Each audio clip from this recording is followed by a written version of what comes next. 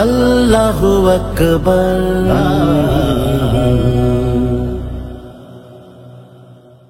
আসসালামু আলাইকুম রহমতুল্লাহ। সম্মানিত দর্শক, আশা করি ভালো আছেন। নির্ধারিত সময়ে কয়েক মিনিট পরেই প্রোগ্রামটি শুরু করতে হলো, কিছু প্রস্তুতির কাজ বাকি ছিল। আলহামদুলিল্লাহ, আমাদের জীবন থেকে রমজানের দিনগুলো চলে যাচ্ছে এবং আমরা আল্লাহর কাছে ক্ষমা প্রার্থী হচ্ছি। আমরা সবাই চেষ্টা করছি ইবাদত বন্দেগীর মাধ্যমে আমরা যেন তার প্রিয় বান্দাদের কাতারে শামিল হতে পারি। আর লাইলাতুল কদরের বেজোড় রাত্রিগুলো কিন্তু আমাদের কাছ থেকে যাচ্ছে। এক এক দেশে এক একটা সময় হচ্ছে রাত, বেজোড় রাত। আমরা আমাদের দেশের সময়কে সামনে রেখেই বেজোড় রাতগুলোকে গুরুত্বের সাথে নিব। আল্লাহ রাব্বুল আলামিন আমাদের সেই তৌফিক দান করুন। সে আশাবাদ ব্যক্ত করে আজকের আমার যে 3 দিন অন্তর নিয়মিত ফেসবুক লাইভ প্রোগ্রাম, সেটি শুরু করছি। আমি ইতিমধ্যে গতকাল বলেছি যে আজকের প্রোগ্রামে যিনি যুক্ত হবেন, প্রতিটি প্রোগ্রামের মতোই একজন বিশিষ্ট ব্যক্তিত্বকে আপনাদের সামনে নিয়ে আসার চেষ্টা করছি, যার সাথে আলাপের মাধ্যমে আমরা আলোকিত হতে পারবো, নতুন কিছু তথ্য জানতে পারবো। আর এক একজন ব্যক্তি তো আসলে ভাবনার জায়গাটা এক এক রকম থাকে। সেই ভাবনার জায়গা থেকে, অভিজ্ঞতার জায়গা থেকে, চিন্তার জায়গা থেকে তিনি কথা বলেন। এবং আমরা যদি আলহামদুলিল্লাহ ইতিমধ্যে আমি দেখেছি অনেক দর্শক নিয়মিত অনুষ্ঠানটি ফলো করেন, প্রোগ্রামের সাথে, প্রোগ্রামের পরেও। তো এই যে বিভিন্ন বক্তাদের সমাবেশ ঘটছে, তার মাধ্যমেই আমরা ভালো কিছু বিষয় আলহামদুলিল্লাহ পাচ্ছি। তো আপনাদের স্বাগত জানাচ্ছি আজকে অনুষ্ঠানে। তো আজকে অনুষ্ঠানের মেহমান হিসেবে উপস্থিত আছেন আইডিবির সাবেক কর্মকর্তা, বিশিষ্ট ইসলামিক স্কলার, মুরব্বির কনসালটেন্সি ফার্মের ডিরেক্টর মামুন আল আজামি। আমি তাকে স্বাগত জানাচ্ছি আজকের অনুষ্ঠানে। মামুন আল আজামি আজকে অনুষ্ঠানে আমার অতিথি। আসসালামু আলাইকুম রহমতুল্লাহ। বিসমিল্লাহির রহমানির রহিম। আলহামদুলিল্লাহি রাব্বিল আলামিন, আসসালাতু ওয়াসসালামু আলা সাইয়্যিদিল মুরসালিন ওয়া আলা আলিহি ওয়া সাহবিহি আজমাইন। আমি সবাইকে আসসালামু আলাইকুম বলছি। আর সবাইকে আমি বিশেষ করে সাইফুল্লাহ মানসুরকে আমি শ্রদ্ধা জানাচ্ছি, ভালোবাসা জানাচ্ছি এবং স্বাগত জানাচ্ছি যে আমাকে এখানে ইনভাইট করার জন্য। জানাচ্ছেন শ্রদ্ধা না ভালোবাসা? ভালোবাসাই হবে। অনেক ভাই বোন সালাম দিয়েছেন। আমি দেখতে পাচ্ছি এই মুহূর্তে প্রায় 167-184 ভাইরা জয়েন করে ফেলেছেন, সবাই সালাম দিয়েছেন। আমরা একসাথে ভাইদেরকে। জি, ওয়ালাইকুম আসসালাম ওয়া রাহমাতুল্লাহি ওয়া বারাকাতুহু। জাযাকাল্লাহ। তো আলহামদুলিল্লাহ, দর্শক আপনারা যারা যুক্ত হয়েছেন, আশা করি প্রথম থেকে শেষ পর্যন্ত আপনারা যুক্ত থাকবেন আজকে অনুষ্ঠানে। তো আমরা ভালো কিছু বিষয়, নতুন কিছু বিষয় আমরা আলোচনা করব আজকে অনুষ্ঠানে ইনশাআল্লাহ, আপনাদের সাথে নিয়ে আপনাদের মতামতগুলো পড়ার চেষ্টা করব। আপনাদের যাদের পক্ষে সম্ভব অনুষ্ঠানটি শেয়ার করতে পারেন, কে কোথা থেকে দেখছেন সেটাও আপনারা বলতে পারেন, তাহলে কমিউনিকেশন হবে এবং এই নেটওয়ার্কের মাধ্যমে এক ভাই আরেক ভাইয়ের ব্যাপারে জানা যাবে। আপনাদের প্রশ্নগুলো আমাদের করবেন, আমরা চেষ্টা করবো সেগুলো পড়ার এবং সেগুলো উত্তর দেওয়ার। তা না হলে পরবর্তীতে আমরা এগুলো গুরুত্বের সাথে নেই, আপনাদের মতামতগুলো আমরা গুরুত্বের সাথে নেই। তো মামুন আল আজমি, প্রথমেই যদি আপনি একটু বলেন, লন্ডনে আপনি আছেন, যে সে লন্ডনের সর্বশেষ পরিস্থিতি, কারণ করোনা অনেক বড় একটি বিষয় আমাদের জীবনের জন্য, সেখানে পরিস্থিতি একটা ছোট্ট ব্রিফ করবেন আপনি আমাদের জন্য? জি, আমাদের অ্যাকচুয়ালি ইউকের মধ্যে সবচেয়ে খারাপ অবস্থা হচ্ছে লন্ডন এবং নর্থ ইস্ট বলা হয়। এই দুইটা জায়গায়, বাকি জায়গাগুলো এত খারাপ অবস্থা না। লন্ডন তার মধ্যে সবচেয়ে খারাপ অবস্থা। তো টোটাল আমাদের এখানে মৃত্যুর সংখ্যা এখন কমে আসছে, তারপরেও 35,000-এ পৌঁছে গেছে। তো সেই হিসাবে ইউরোপের মধ্যে সবচেয়ে বেশি খারাপ অবস্থা হয়ে গেছে ইউকে। তো আল্লাহর মেহেরবানিতে মুসলমানদের মধ্যে অনেকেই, যেমন আমার বাচ্চাদের টিচার, যে মসজিদের সাথে আমি অনেকদিন জড়িত ছিলাম, এখন অন্যভাবে আছি, সেই মসজিদে একজন দ্বিতীয় ইমাম এবং আমার বাচ্চাদের কোরআন টিচার, উনি মারা গেছেন 57 বছর বয়সে। একজন ডাক্তার যিনি অর্থোপেডিক কনসালটেন্ট ছিলেন, মানে ফিজিশিয়ান ছিলেন, কনসালটেন্ট ছিলেন, যিনি আমাদের খুব ঘনিষ্ঠ মানুষ এবং খুব লেখালেখি করতেন, ডক্টর ফিরোজ মাহবুব কামাল, উনি এখন আইসিইউতে আছেন এবং বেহুশ আছেন। হয়তো অনেকেই ওনাকে চিনবেন, কারণ উনি খুব ভালো লেখক এবং উনি এখন আইসিইউতে আছেন। ওনার ছেলে মেয়েদের সঙ্গে আমার যোগাযোগ আছে। তো আমরা ওনার জন্য দোয়া করি, আল্লাহ যেন ওনাকে ফিরাই দেন, কেননা উনি খুবই মেধাবী মানুষ এবং খুবই যোগ্য মানুষ। ওই যেহেতু উনি করোনা ভাইরাসের রোগীদের চিকিৎসা করতে গিয়েই উনি নিজে ধরা খেয়েছেন। তো এরকম আরো অনেকেই মানে বিভিন্ন বয়সের লোকজন মারা গেছে। এখানে তো 3 মাস বয়সের এক বাচ্চাও মারা গেছে করোনা ভাইরাসে। সেই হিসাবে সিচুয়েশন খুবই খারাপ হয়ে গেছিল। এখন মনে হচ্ছে যেন একটু, যেহেতু ডেইলি মৃত্যুর সংখ্যা এখন কমে আসছে, আগে যেমন 1000-এর উপরে ছিল ডেইলি, এখন কমে আসছে। ফলে এখন কিছুটা ইজি করা শুরু করেছে, বলছে যারা ঘরে বসে চাকরি করতে পারতেছে না, অফিসে যেতেই হবে, তারা যেতে পারবে। এরপরে যারা একটু এক্সারসাইজের জন্য পার্কে যেতে চায়, এটা হলো এই সোমবার থেকে, মানে আজকে থেকে এটা শুরু করতে পারবে। পাবলিক ট্রান্সপোর্টও কিছু সংখ্যা বাড়াচ্ছে, তবে দূরত্ব বজায় রেখে রেখে তারা করবে। বিভিন্ন স্ট্র্যাটেজি নিয়েছে, তবে যেটাকে বলা যায় লকডাউনটা ইজি করা শুরু করছে আজকের থেকে, এবং এটা অগাস্টে গিয়ে কমপ্লিট হবে বলে তাদের আশা।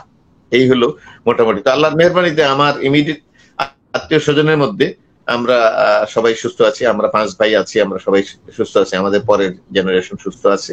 আল্লাহর মেহেরবানি এটা বলতে হবে। আর আমরা দোয়া করছি, আল্লাহুম্মা ইন্নী আসআলুকা মিনাল বারাসি ওয়াল জুনুনি ওয়াল জুদামি ওয়া মিন সাইয়িল আসকাম।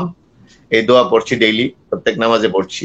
আল্লাহ যেন আমাদেরকে কবুল করেন, আর যেখানে যেখানে আমাদের দ্বীনি ভাই বোনরা আছেন তাদেরকে আল্লাহ যেন হেফাজতে রাখেন। আমিন আমিন। আমি একটা কমন প্রশ্ন, যারা এখানে যারা আছেন সিলেক্টেড স্কলাররাই আমি তাদেরকেই ডাকি, কারণ হচ্ছে যে যাতে প্রত্যেকেরই কিছু অভিজ্ঞতা শেয়ার করা যায়। তো করোনার পরবর্তী যে বিশ্ব ব্যবস্থাটা, সেইটা আপনার চোখে আপনি কি দেখছেন? আপনি তো ইসলাম ডেভেলপমেন্ট ব্যাংকের মতো একটি গুরুত্বপূর্ণ প্রতিষ্ঠানে ছিলেন, সেই জায়গাটা আমরা আসবো।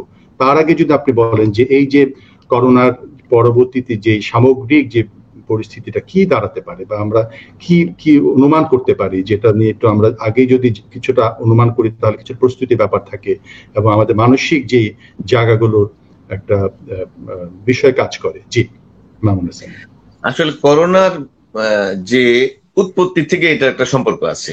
উৎপত্তি নিয়ে অনেক রহস্য রয়ে গেছে, যে এটা দেখা যাচ্ছে যে বিভিন্ন আমেরিকান স্কলাররা বলতেছে যে এটা অ্যাকচুয়ালি আমেরিকা থেকেই, এটা আমেরিকা যখন এটা ব্যান করা হলো, করোনা ভাইরাসটা আর্টিফিশিয়াল ক্রিয়েটেড ভাইরাস বলে আমার কাছে মনে হচ্ছে, এবং এটাকে তখন তারা পয়সা খরচ করে উহানে পাঠায় দেয়, যেখানে ল্যাবরেটরি রিসার্চের জন্য, এবং তারাও এটা গ্রহণ করে। এরপরে সেখানে এটা শুরু করতে গিয়ে সেখানে কোনো একটা অ্যাক্সিডেন্টের মাধ্যমে এটা রিলিজ হয়ে যায়। কিন্তু এটাকে, এই ভাইরাসটাকে আর্টিফিশিয়ালি তৈরি করা হয়েছে মোর পোটেন্ট, মোর পাওয়ারফুল করে, যাতে নাকি বেশি আঘাত করতে পারে। এর সঙ্গে আরো কিছু সম্পর্ক দেখা যাচ্ছে যে হতে পারে। এই আলোচনাগুলো হচ্ছে, আলোচনাগুলো কিন্তু এখন আসছে বিভিন্ন মিডিয়াতে। জি বলতে পারি না, মনে হচ্ছে যে পৃথিবীটা একদিকে হচ্ছে রাজনৈতিকভাবে তারা পপুলেশন কন্ট্রোলের দিকে আগাচ্ছে, এবং তাতে মানুষের ব্যক্তিগত ফ্রিডম খর্ব হয়ে যাওয়ার সম্ভাবনা আমি দেখি।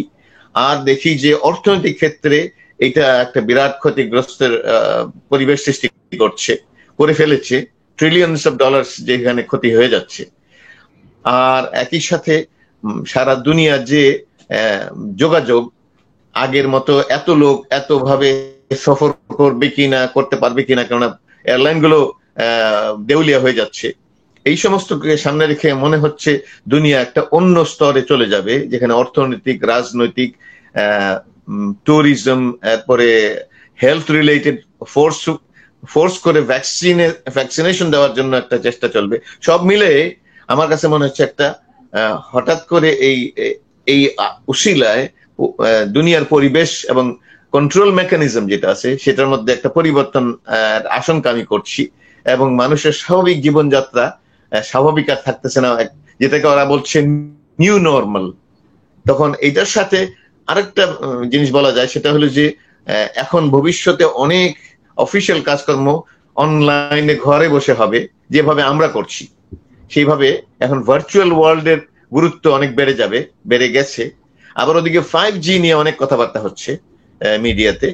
5Gর মানে অপকার, এইটার রেডিয়েশন ইম্প্যাক্ট, এরপর এটার হেলথ ইম্প্যাক্ট, এগুলো নিয়ে। তো আমার কাছে মনে হচ্ছে যে ভবিষ্যতে ফার্মাসিউটিক্যাল কোম্পানিগুলো বেশি লাভবান হবে এই মানুষের মধ্যে এই সমস্যা সৃষ্টি করে।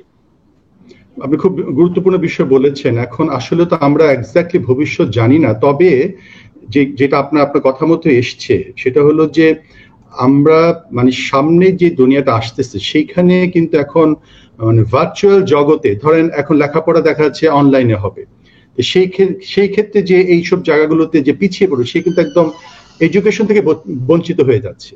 এরপরে জব মার্কেট গুলো দেখবেন যে অনলাইন বেজ হয়ে যাচ্ছে, মানুষ এখন ঘরে বসে এসে অর্ডার দিবে, প্রোডাক্ট গুলো ঘরে বসে নিতে চাবে। তারপরে চাকরি জায়গাগুলো ছোট হয়ে যাবে, তাহলে মানুষ কিন্তু স্বকর্মসংস্থানের জায়গাটা কিন্তু এখন দেখতে হবে। মানে সর্বাবস্থায় যে একজন ইমানদার তো সে সবর করবে, এটা একটা অনেক বড় বিষয় যে আমরা সবসময় চিন্তা করবো যে আল্লাহ রাব্বুল আলামিন আমাদের সাথে আছেন, কিন্তু এই জায়গাগুলোতে একটু আমাদের সাজিয়ে নিতে হবে। আপনার কি মনে হয়? আমি তো মনে করি যে ইমানদারদের জন্য এটা প্রত্যেকটা চ্যালেঞ্জ ইমানদারদের জন্য একটা অপরচুনিটি, একটা সুযোগ। সেই হিসাবে যেমন আমার যদি কাজে যাইতে না হয়, তাহলে কাজে যাওয়া ফিরে আসার যে সময়টা এটা তো বেঁচে গেল। আমার একই সাথে কোম্পানিগুলো আমাকে অফিস দিতে হবে না, আমার ঘরে অফিস হয়ে যাচ্ছে।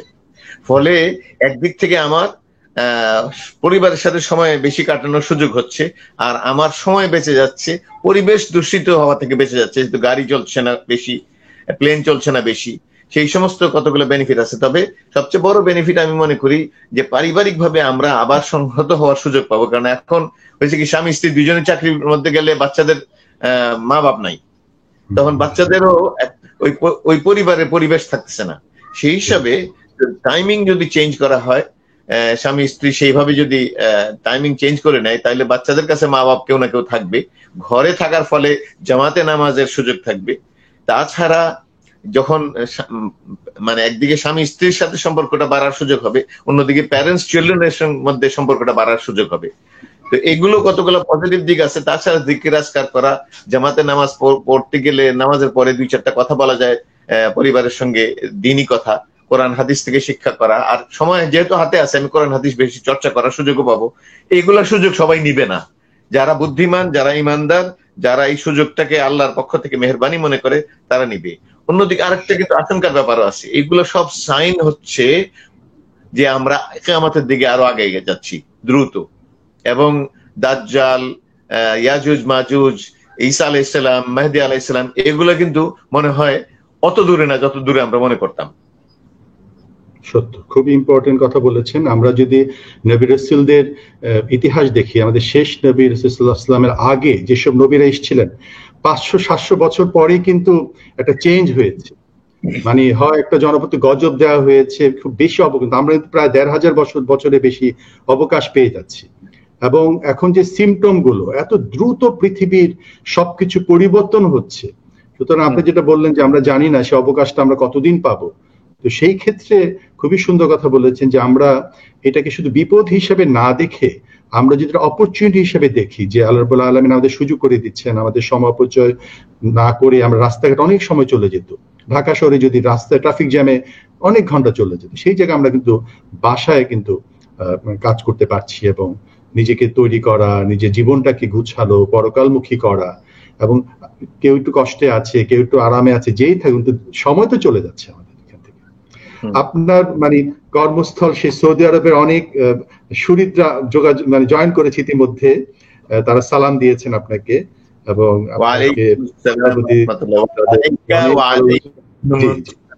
জাযাকাল্লাহ। তো আমি একটু আপনাকে জিজ্ঞেস করবো, যেটা দর্শকদের একটু কাজে দিবে, সেটা হচ্ছে আপনি ইসলামিক ডেভেলপমেন্ট ব্যাংকে ছিলেন, তো আপনি তো মানে একটা বিরাট অভিজ্ঞতা আপনার আছে, তো ইসলামিক ডেভেলপমেন্ট ব্যাংকের ব্যাপারে একটু যদি বলে যে কিভাবে তারা কাজ করে, একটু দর্শকদের উপকার হতো। জি। ইসলামিক ডেভেলপমেন্ট ব্যাংকটা হচ্ছে মুসলমানদের সুদবিহীন ওয়ার্ল্ড ব্যাংক। এটার ওআইসি যেমন ইউনাইটেড নেশনস এর একটা সমমানের মুসলমানদের প্রতিষ্ঠান, রাজনৈতিক প্রতিষ্ঠান, এটার অর্থনৈতিক প্রতিষ্ঠান। ইউএন এর যেমন ওয়ার্ল্ড ব্যাংক একটা ইউএন এর অর্থনৈতিক প্রতিষ্ঠান, ইউএন হল রাজনৈতিক প্রতিষ্ঠান। তো একইভাবে ওআইসি রাজনৈতিক, আর আইডিবি ইসলামিক ডেভেলপমেন্ট ব্যাংক হচ্ছে এইটার অর্থনৈতিক প্রতিষ্ঠান। এখন আইডিবির এই কাজটা করেছেন এটা বলতে হবে, ওআইসি আইডিবি এই দুটো করার ক্ষেত্রে নেতৃত্ব দিয়েছেন কিং ফাইসাল। কিং ফাইসালের একটা বড় অবদান, আরো দুইটা হচ্ছে ওয়ামি আর রাবেতা। উনি সারা দুনিয়া, ওনার উদ্দেশ্য হলো তেলের দাম বেড়ে যাওয়াতে অনেক অনেক টাকা এসে গেছে, এই টাকাগুলোকে মুসলমানদের কাজে লাগানো, মুসলমানদের মধ্যে ফায়দা দেওয়ার জন্য উনি এই উদ্যোগ নিয়েছেন, আর তার মধ্যে রাজনৈতিক একটা কমন প্ল্যাটফর্ম করে তাদের মধ্যে একটা ইউনিটি আনার চেষ্টা করেছেন। আর এই ইসলামিক ডেভেলপমেন্ট ব্যাংক প্রতিষ্ঠার ক্ষেত্রে যেই একটা কমিটি ছিল, এই কমিটির প্রধান ছিলেন তখনকার মালয়েশিয়ান প্রাইম মিনিস্টার। তো সেই হিসাবে যারা এই ইসলামিক ডেভেলপমেন্ট ব্যাংকে শেয়ার কিনেছে 22টা আরব দেশ এটা শুরু করেছে, মালয়েশিয়া সহ 22টা দেশ শুরু করেছে এটা। এবং সেই দেশ শুরু করার পরে অন্যান্য ওআইসি দেশগুলো জয়েন করেছে, যারাই এখানে পুঁজি বিনিয়োগ করেছে, মানে শেয়ার কিনেছে, বেসিক্যালি পুঁজি বিনিয়োগ হচ্ছে, শেয়ার কেনাটাই সঠিক। তো সেই হিসাবে 57টা দেশ হচ্ছে ওআইসির দেশ, তার 56টা দেশ এখন আইডিবির শেয়ার হোল্ডার। এর মধ্যে 9টা দেশ হচ্ছে শেয়ার বেশি হওয়ার কারণে, 5%-এর উপরে হওয়ার কারণে এরা এইটার one country one member on the board. একটা হচ্ছে বোর্ড অফ গভর্নর্স, সেটা হচ্ছে সব দেশের ফাইন্যান্স মিনিস্টাররা মিলে বোর্ড অফ গভর্নর্স ফর্ম করে, যারা নাকি আইডিবি প্রেসিডেন্টকে অ্যাপয়েন্ট করে। এরপরে আইডিবি প্রেসিডেন্ট ভাইস প্রেসিডেন্ট গুলোকে অ্যাপয়েন্ট করে। এনারা পলিটিক্যাল অ্যাপয়েন্টিস, এনাদের একটা সময়সীমা আছে। বাকি সবাই, আমি যে জবে গেছিলাম, বাকি সবাই কিন্তু এই ব্যুরোক্র্যাটের মতো আর কি, এটা পার্মানেন্ট জব। মানে কোয়ালিটি দেখে তাদেরকে মানে করা হয়, রিক্রুট করা হয়, ইন্টারভিউ নিয়ে একটা প্রক্রিয়ার মধ্যে থেকে। এটা হলো মানে executive rank, director rank, manager rank, মানে প্রথমে এক্সিকিউটিভ, তারপরে ডাইরেক্টর, ম্যানেজার, তারপরে ডাইরেক্টর। এইগুলো হলো ইন্টারন্যাশনালি রিক্রুটেড পার্মানেন্ট জব। ডাইরেক্টরের উপরে হচ্ছে ভাইস প্রেসিডেন্ট, আর এরপরে প্রেসিডেন্ট। তো ভাইস প্রেসিডেন্ট পলিটিক্যাল অ্যাপয়েন্টি 5 বছরের জন্য হয়, এরপর এটা রিনিউ হতে পারে অথবা রিপ্লেস হতে পারে।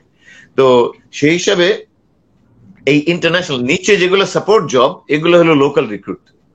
তো লোকাল রিক্রুটের মধ্যেও স্থানীয় লোক থাকে ওই দেশে, সৌদি আরবের লোক ছাড়াও অন্যান্য দেশের লোকেরা অ্যাপ্লাই করতে পারে যারা ওখানেই আছে। তো এগুলোর ক্ষেত্রে এটা একটা ক্যাটাগরি। আর এক্সিকিউটিভ এন্ড অ্যাবাভ এর উপরে এটা হলো অন্য ক্যাটাগরি, যেটা ইন্টারন্যাশনালি রিক্রুট করা হয়, এই জন্য তাদের সুযোগ সুবিধা তারা বেশি দেয়। তো সেই হিসাবে আর এই সমস্ত জব কিন্তু অ্যাডভার্টাইজ করে দি ইকোনমিস্ট পত্রিকা। যারা এক্সিকিউটিভ র্যাঙ্কে অ্যাপ্লাই করতে চায় তারা ইকোনমিস্ট পত্রিকা যদি দেখে, অনলাইনে গিয়ে দেখতে পাবে। এটা দর্শকদের অনেক উপকার হচ্ছে, বিশেষভাবে যে আমার ফেসবুক ফলোয়ারদের একটা বড় সংখ্যক কিন্তু ইয়াং জেনারেশন, কারণ তাদের এই লিমিট আমি দেখতে পারি আমার ওয়েতে গিয়ে, মানে ব্যাক স্টেজে গিয়ে। তো তারা যদি এটা ফলো করে, যে যারা একটু ভালো ছাত্র আছে তারা যদি আইডিবির মধ্যে এইসব প্রতিষ্ঠানে জয়েন করতে চায়, তাহলে আপনি কোন পত্রিকার কথা বললেন? এইটা ইকোনমিস্ট, দি ইকোনমিস্ট লন্ডন থেকে যেটা বের হয়। ওকে ওকে, সেখানে অ্যাডভার্টাইজমেন্ট গুলো দেওয়া হচ্ছে মাঝে মাঝে, তাই না? যখন সেখানে অ্যাডভার্টাইজ করবে, আর ওখানে সৌদি আরবের লোকাল পত্রিকা আরব নিউজ অ্যাডভার্টাইজ করে।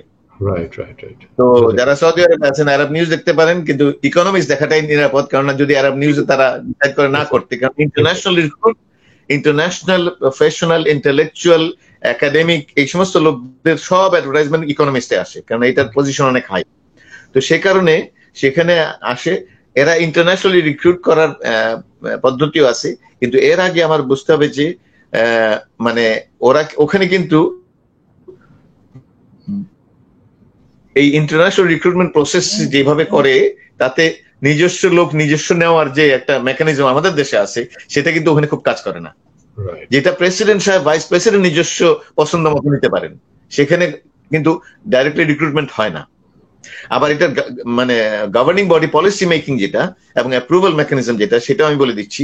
সেটা হচ্ছে গভর্নররা সব দেশের মানে ফাইন্যান্স মিনিস্টাররা এটার বোর্ড অফ গভর্নর্স এর মেম্বার, এবং এরা সবই ইকুয়াল। কিন্তু যখন বোর্ডে যারা বসে, সেখানে কিন্তু ওজন বেশি আছে। যেমন সৌদি আরবের মানে শেয়ার হচ্ছে সবচেয়ে বেশি, 9টা শেয়ার বেশি। সৌদি আরবের শেয়ার হচ্ছে 26%। আমি যখন চলে আসি, এখন কিছু ভেরিয়েশন হবে, কিন্তু 20%-এর উপরে। তো সৌদি আরবের তিনি এক দেশ এক ভাবে আসেন। এরপরে আছে কুয়েত, এরপরে আছে কাতার, এরপরে আছে মিশর, এরপরে মানে বাইরের দেশগুলো থেকে আছে ইরান, টার্কি, নাইজেরিয়া, আর কি মানে মোট এই দেশগুলো হচ্ছে one country one member of the board of executive directors, যারা প্রতি বছর $10 বিলিয়ন এই ফাইন্যান্সিং অ্যাপ্রুভ করে। সেটা প্রেসিডেন্ট, ভাইস প্রেসিডেন্টরা ওখানে থাকে, এনারা সবাই মিলে ফয়সালা করে। তো সেই ক্ষেত্রে আমি ছিলাম বিভিন্ন বোর্ড মিটিং এ, সেখানে সৌদি আরব যদিও শেয়ার বেশি কিন্তু তার ওখানে ওজনটা তারা দেখায় না।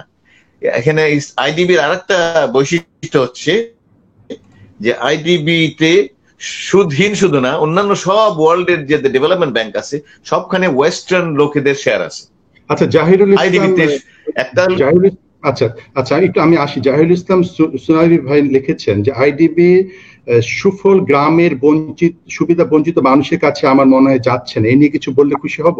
মানে একদম দরিদ্র এলাকাতে আইডিবি কে এইরকম ইনভেস্টমেন্ট আইডিবি রুরাল এরিয়ায় মনে করেন ইনভেস্টে যায়। আইডিবি কিন্তু গ্রামের লোকদের কাছে ফায়দা ডাইরেক্টলি পৌঁছাতে পারে না, কারণ আইডিবির মেকানিজম যেটা, ওয়ার্ল্ড ব্যাংকও তাই, কিন্তু ওয়ার্ল্ড ব্যাংকের পাওয়ার একটু বেশি আইডিবির ক্ষেত্রে। সেই ক্ষেত্রে ওয়ার্ল্ড ব্যাংক যেভাবে ডিকটেট করতে পারে, আইডিবি হচ্ছে 10 বিলিয়ন আর ওয়ার্ল্ড ব্যাংকের ফাইন্যান্সিং হচ্ছে 25 বিলিয়ন।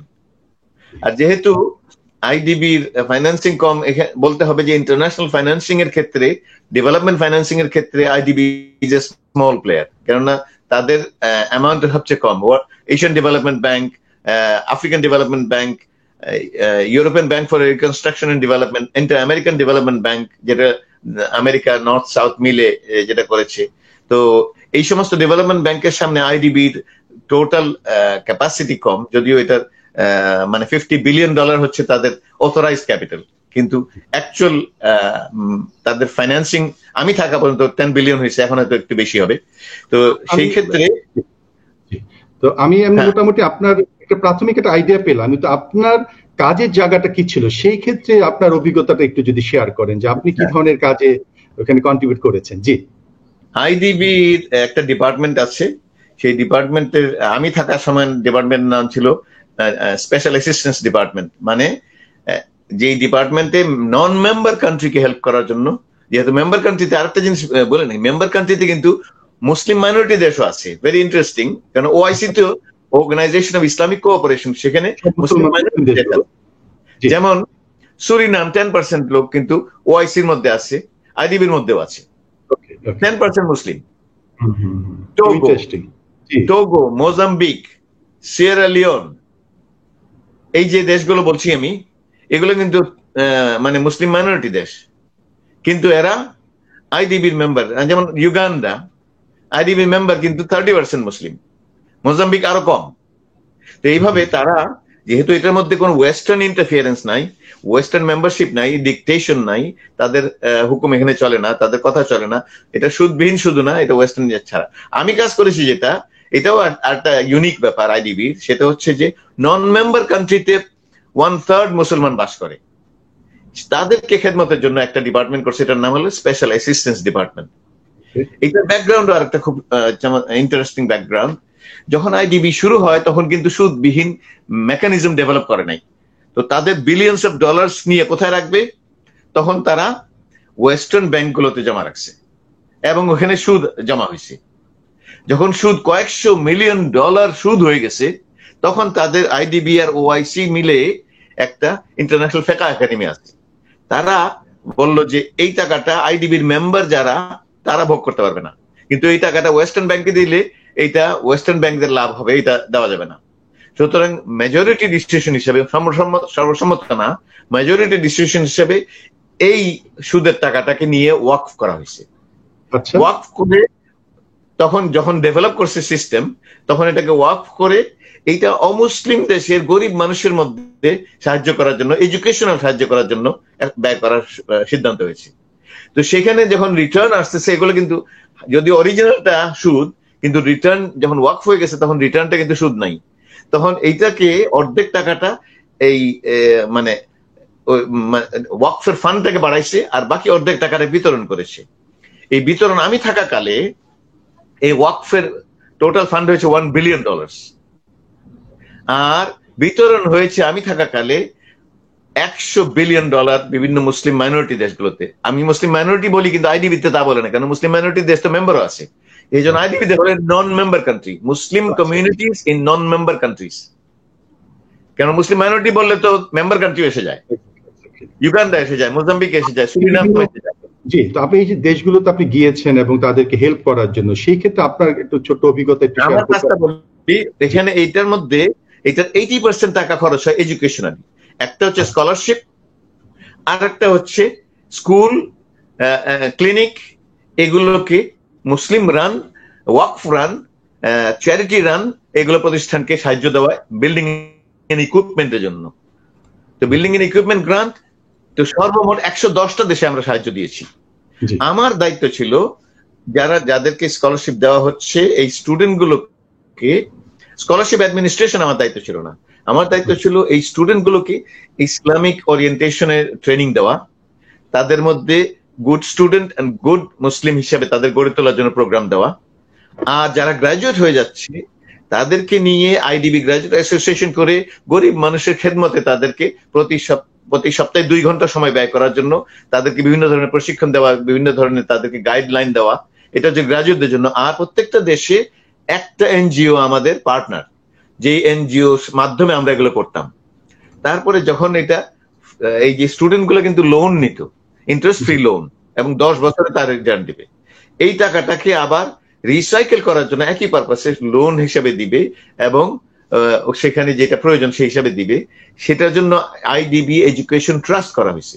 প্রথমে তো একটা লোকাল এনজিও নেওয়া হয়েছে, পরে আইডিবি এডুকেশন ট্রাস্ট করে সেইখানে টাকাটা রিসাইকেল করা হচ্ছে। তার মানে এখানে প্রত্যেক দেশে দেওয়ার পরে কি তারা কি আবার রিটার্ন দিচ্ছে?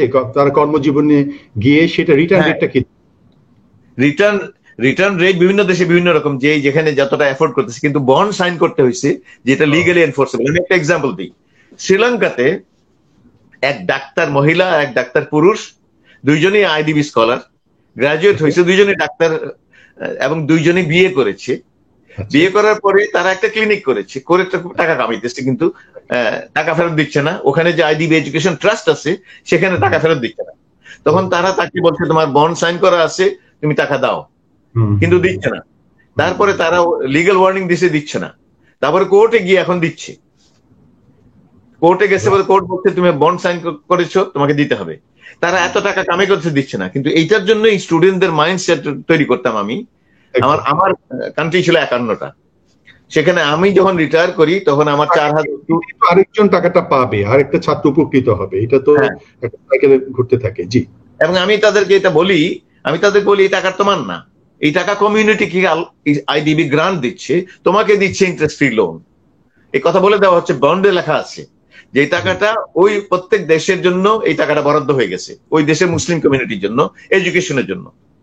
এবং সেখানে তোমার এই টাকাটা দিতে হবে, এটা তোমার টাকা না।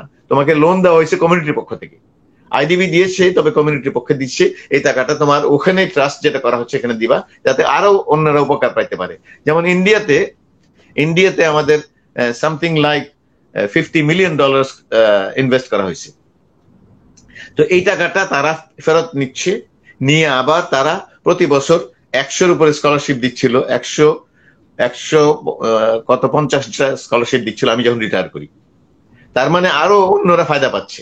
আমি আরেকটা মজার জিনিস বলে দিই, যে একজন যিনি এখন আলিগড় মুসলিম বিশ্ববিদ্যালয়ের চিফ মেডিকেল অফিসার, তিনি যখন ওখানে মেডিকেলে পড়াশোনা শুরু করেছেন তখন ওনার আব্বা মারা যায়, তখন ওনার সাপোর্ট বন্ধ হয়ে যায়। তখন আইডিবি স্কলারশিপ দিয়ে তাকে উদ্ধার করা হয়। ফলে উনি বলছেন যে আইডিবি স্কলারশিপ না হলে তো আমি ডাক্তারই হইতে পারতাম না।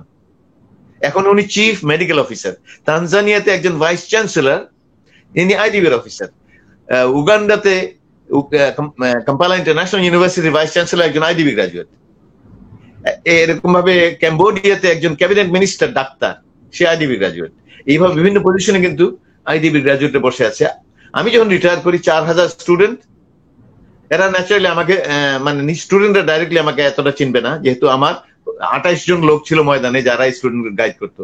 8000 আর 110টা আমার এনজিও পার্টনার ছিল যাদের জন্য আমি প্রোগ্রাম করতাম। মাশাআল্লাহ। আপনি একটু বলবেন যে আচ্ছা, বাংলাদেশি ছাত্ররা যদি স্কলারশিপ পেতে চায়, হ্যাঁ, বাংলাদেশি ছাত্রদের ক্ষেত্রে মানে আইডিবি স্কলারশিপ পাওয়ার সিস্টেমটা কি হতে পারে? আগে ছিল যেটা, সেটা এখন চেঞ্জ হয়েছে। আগে ছিল যে পিএইচডির জন্য সব মেম্বার কান্ট্রি কম্পিট করতে পারবে, এবং ওই সময়ে ইন্টারন্যাশনাল কম্পিটিশনে Bangladesh, Pakistan, Indonesia, Egypt, turkey এরা সব সময় কম্পিটিশনে সিট পেয়ে যেত। সংখ্যা কম ছিল, 100টা ছিল, কিন্তু লিমিট ছিল এক দেশকে 4টার বেশি দেওয়া যাবে না এই কম্পিটিশনে যোগ্যতা হইলেও। তো সেই ইরান আর একটা দেশ, এগুলো প্রত্যেক বছর পাইতো। এবং আমি থাকা পর্যন্ত ইন্দোনেশিয়া সবচেয়ে বেশি পিএইচডি স্কলারশিপ পেয়েছে, পিএইচডি এন্ড পোস্ট ডক্টরেট। কিন্তু মাস্টার্স ছিল যেই সমস্ত মেইনলি আফ্রিকান দেশ যারা কম্পিটিশনে পিএইচডি পাচ্ছে না, তাদেরকে সাপোর্ট দেওয়ার জন্য মাস্টার্স করা হয়েছে 20টা দেশের জন্য। আর ব্যাচেলার প্রোগ্রাম ছিল মুসলিম মাইনরিটি দেশ বা নন মেম্বার কান্ট্রি মুসলিম কমিউনিটি। কিন্তু এখন এগুলোকে সব ইউনাইট করে দিয়ে স্কলারশিপ সংখ্যা, আগে ছিল টোটাল স্কলারশিপ সংখ্যা ছিল 500-র মতো, এখন টোটাল 1200 করা হয়েছে। এবং এটা অনলাইনে যে কোনো মানে স্কলারশিপের জন্য অ্যাপ্লাই করতে পারে। এখন দেখা যাচ্ছে যে স্কলারশিপের অর্ধেকটা গ্রান্ট দেওয়া হচ্ছে। আচ্ছা, পিএইচডি লেভেলে কিন্তু লোন নাই, মাস্টার্স লেভেলে লোন নাই, কিন্তু ব্যাচেলর লেভেলে অর্ধেকটা লোন, অর্ধেকটা গ্রান্ট করে দিয়েছে। আর একাডেমিক্যালি স্ট্রং নন মেম্বার কান্ট্রিতে আমি থাকতে, যে তাদের একাডেমিক্যালি স্ট্রং, ফাইন্যান্সিয়ালি উইক আর ইসলামিক্যালি ওরিয়েন্টেড, এই 3টা কম্পোনেন্টের উপরে বিচার করা হতো, তাদেরকে দেওয়া হতো। তো বাংলাদেশ থেকে যদি অ্যাপ্লাই করতে চায় তাহলে তারা মাস্টার্স পিএইচডির জন্য অ্যাপ্লাই করতে পারবে অনলাইনে গেলে isdb.org, ওখানে গেলে প্রথম হোম পেজে চলে আসবে স্কলারশিপের জায়গা, সেখানে ক্লিক করলে তারপরে বাকি ডিটেল পেয়ে যাবে। এই আর স্কলারশিপের এখন ম্যানেজার যিনি, আগে যেমন যেহেতু পেপার ওয়ার্ক ছিল সেই ক্ষেত্রে কিন্তু মানুষের জাজমেন্ট করার সুযোগ ছিল, এখন সিস্টেম অনলাইন সিস্টেম হওয়াতে সিলেকশন প্রসিডিউর কিন্তু অনলাইন হয়ে যাচ্ছে। এই জন্য আরেকটা মজার ব্যাপার হচ্ছে, বিভিন্ন দেশে বাংলাদেশ ইনক্লুডেড, সেখানে economic external resources division control করতো ফিজিক্যাল অ্যাপ্লিকেশন গুলো। সেখানে আমাকে এক অফিসার বলেছে যে আমার সামনে যিনি দায়িত্বশীল ছিলেন তিনি যেগুলো পছন্দ করতেন না এগুলো ফেলে দিতেন। কিন্তু এখন অনলাইন হওয়াতে এই কন্ট্রোলটা নাই, প্রত্যেক মানে ন্যাশনাল গভর্নমেন্টের এই কন্ট্রোল নাই, ফলে ট্যালেন্টেড লোকেরা ডাইরেক্টলি আইডিবিতে অ্যাপ্লাই করতে পারবে, এই সুবিধাটা হয়েছে। আচ্ছা, আবু তাহের ভাই নামে একজন দর্শক, যে বাংলাদেশে আইডিবির উল্লেখযোগ্য ভূমিকাকে একটু যদি বলবেন, যদি আপনার কাজের সেক্টরটা ভিন্ন ছিল, বাংলাদেশে কন্ট্রিবিউট করছে। আমি এগুলো খোঁজ খবর রাখতাম। বাংলাদেশ আইডিবির মানে মেজর যে সমস্ত মেজর বেনিফিশিয়ারি, ইনফ্যাক্ট আমি থাকা পর্যন্ত হাইয়েস্ট বেনিফিট পেয়েছে বাংলাদেশ। তখন ছিল $26 বিলিয়ন এর ফায়দা পেয়েছে বাংলাদেশ। সেকেন্ড ছিল পাকিস্তান। ভেরি ইন্টারেস্টিং, পাকিস্তান বাংলাদেশ মিলাইয়া সবচেয়ে বিগেস্ট বেনিফিশিয়ারি। এই জন্য যে সমস্ত দেশে আইডিবির ইনভেস্টমেন্ট বেশি, সেই সমস্ত দেশে আইডিবির এখন মানে কান্ট্রি অফিস আছে।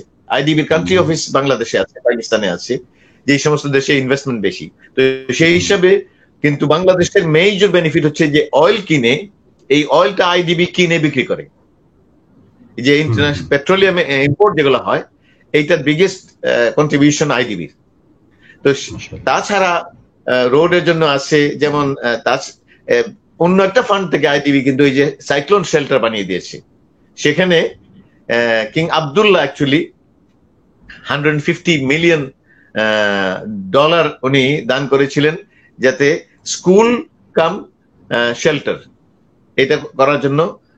এটা আইডিবি 5 বছরে কতগুলো সেন্টার করেছে আমার মনে নেই, 100-র উপরে হবে, যেগুলো নাকি সেন্সিটিভ এরিয়া। তো আইডিবির ডাইরেক্ট বেনিফিট একটা গরিব মানুষ, একটা মানে গ্রামের মানুষ সেভাবে দেখতে পাবে না, কারণ এগুলো সব আইডিবি তদারক করে, কিন্তু এগুলো সব গভর্নমেন্টের মাধ্যমে সব দেশে। সেই হিসাবে কিছু 19-20 হবে, কিছু যদি গভর্নমেন্ট করাপ্ট থাকে সেখানে কিছু করাপশন হবে, যেটা সবকিছু তো 24 ঘন্টা আইডিবি দেখতে পারবে না, যেভাবে ওয়ার্ল্ড ব্যাংকও দেখতে পারে না। জাযাকাল্লাহ। আমার মনে হয় যে দর্শকের এই আপনার প্রথম পার্টে আপনার খোলামেলা কথাগুলো অনেক তথ্যবহুল ছিল, অনেক দর্শক সেটা কমেন্ট করেছেন, এবং যারা আইডিবি ব্যাপারে অনেকেই বলেছেন যে আমরা জানতাম না যে এইভাবে মুসলিম ওয়ার্ল্ডের মধ্যে অনেক সমন্বয়ের কিছু কাজ হচ্ছে বা আইডিবি কন্ট্রিবিউট করছে। জাযাকাল্লাহ মামুন আজমি, আপনাকে সুন্দর আপনি শেয়ারটা করেছেন। আমি একটু মানে একটু বিষয়ের মধ্যে যাই। মানে আপনার সাথে যখন আমি সময়টা নেই তখন আমি বলেছিলাম যে আপনাকে আমি যতটুকু জানি যে আপনার একটা ব্যালেন্স লাইফ ছিল, প্রফেশনাল লাইফ প্লাস হচ্ছে আপনার পরিবার, আপনার সন্তান, সবাইকে মানুষ করার ক্ষেত্রে এই যে ব্যালেন্সটা অনেক বড় জিনিস, যার জন্য আমি আপনার সাথে আলোচনায় বলেছিলাম যে আমাদের এই যে ভারসাম্যপূর্ণ জীবন এবং আমরা সময় ব্যবস্থাপনা বা টাইম ম্যানেজমেন্ট, যেটা খুব আমরা সবাই পরিচিত, টাইম ম্যানেজমেন্ট খুব আলোচিত বিষয়। এই বিষয়টাকে একদম খুব তাত্ত্বিক না রেখে আপনি যদি একটু সহজভাবে আজকে একটু আমাদের দর্শকদের শেয়ার করেন, যেখান থেকে মনে হয় যে আমার প্রিয় দর্শকরা যদি মানে দুটো পয়েন্টও নিতে পারেন, আমিও উপকৃত হব, আশা করি আমার সম্মানিত দর্শকরা উপকৃত হবেন। তো আপনি শুরুতে যদি একটু বলেন যে ভারসাম্যের যে ব্যাপারটা আমরা বারবার বলছি, ভারসাম্য, এই যে ব্যালেন্স, এই ভারসাম্যপূর্ণ জীবন বা ভারসাম্য জিনিসটা আপনি যদি একটু পরিষ্কার করেন আমাদের কাছে। জি, আসলে ভারসাম্য হচ্ছে যেখানে একাধিক দায়িত্ব আছে, একাধিক আমার সময়ের উপর মানে উপর দাবি আছে, সেগুলোর মধ্যে একটা ইনসাফ বন্টন। ইনসাফ মানে অ্যাকচুয়ালি শব্দটা আসছে নিস থেকে, নিস মানে আধা, মানে এদিকে আধা এদিকে আধা হইলে যেমন ব্যালেন্স হয়, তো সেই হিসাবে ইনসাফ কথাটা আরবি শব্দ, এই জন্য নিস থেকে আসছে। তো এটা অর্থ হচ্ছে বিভিন্ন কম্পিটিং ডিমান্ড যেটা আছে, বিভিন্ন প্রায়োরিটি যেগুলো আছে, বিভিন্ন জায়গায় আমার সময় লাগাইতে হবে, বিভিন্ন উদ্দেশ্য আছে, যেমন দুনিয়ার আখেরাত মিলে ব্যালেন্স করতে হবে। আল্লাহ কিন্তু বলে নাই যে দুনিয়া বাদ দিয়ে আখেরাত অর্জন করো, বরং আল্লাহ রাসূল সাল্লাল্লাহু আলাইহি ওয়াসাল্লাম বলছেন আর দুনিয়া মাজরাতুল আখিরা, আখিরাতের শস্য ক্ষেত্র হচ্ছে, কৃষি ক্ষেত্র হচ্ছে দুনিয়া। আর তাছাড়া আল্লাহ এমনিও বলছেন যে রব্বানা আতিনা ফিদ দুনিয়া হাসানা ওয়া ফিল আখিরাতি হাসানা। তো দুনিয়াও চাইতে বলেছেন, আখিরাতও চাইতে বলেছেন, এখানে আল্লাহ ব্যালেন্স করে দিয়েছেন।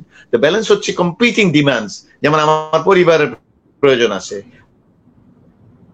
আমার চাকরি আছে, আমার নিজের রেস্ট আছে, আমার সোশ্যাল ইসলামী সংগঠন করে দাওয়াতি কাজ করার ডিউটি আল্লাহর পক্ষ থেকে আছে, কোরআনে আছে, হাদিসে আছে, অর্ডার দেওয়া আছে। এগুলো সংঘবদ্ধ ভাবে কাজ করার জন্য আল্লাহ রাসূল অর্ডার দিয়ে গেছেন।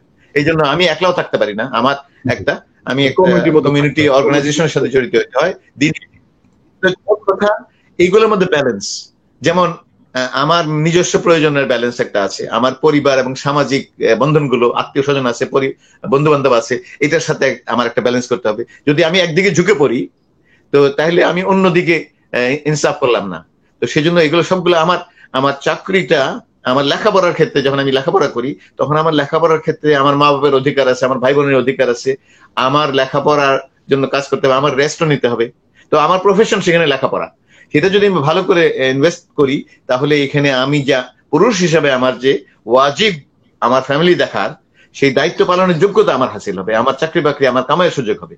তো এগুলোকে সামনে রেখে আমার চিন্তা করতে হবে যে এই সবগুলার আমি ইনসাফ করছি কিনা। এই ইনসাফের ক্ষেত্রে আমার বুঝতে হবে যে আল্লাহ কিন্তু কোরআন শরীফে আমি 3টা রেফারেন্স দিয়ে দিচ্ছি। একটা হচ্ছে 2 নম্বর সূরার 143 নম্বর আয়াতে ব্যালেন্স সম্পর্কে বলা আছে, আরেকটা হচ্ছে 5 নম্বর সূরা এটা হচ্ছে সূরা মাইদা, এটা 8 নম্বর, প্রথমটা হচ্ছে সূরা বাকারার পরে সূরা মাইদা, 8 নম্বর আয়াতে আল্লাহ ব্যালেন্সের কথা বলছেন। আমি এটা বর্ণনা করছি না, করতে গেলে সময় লাগবে।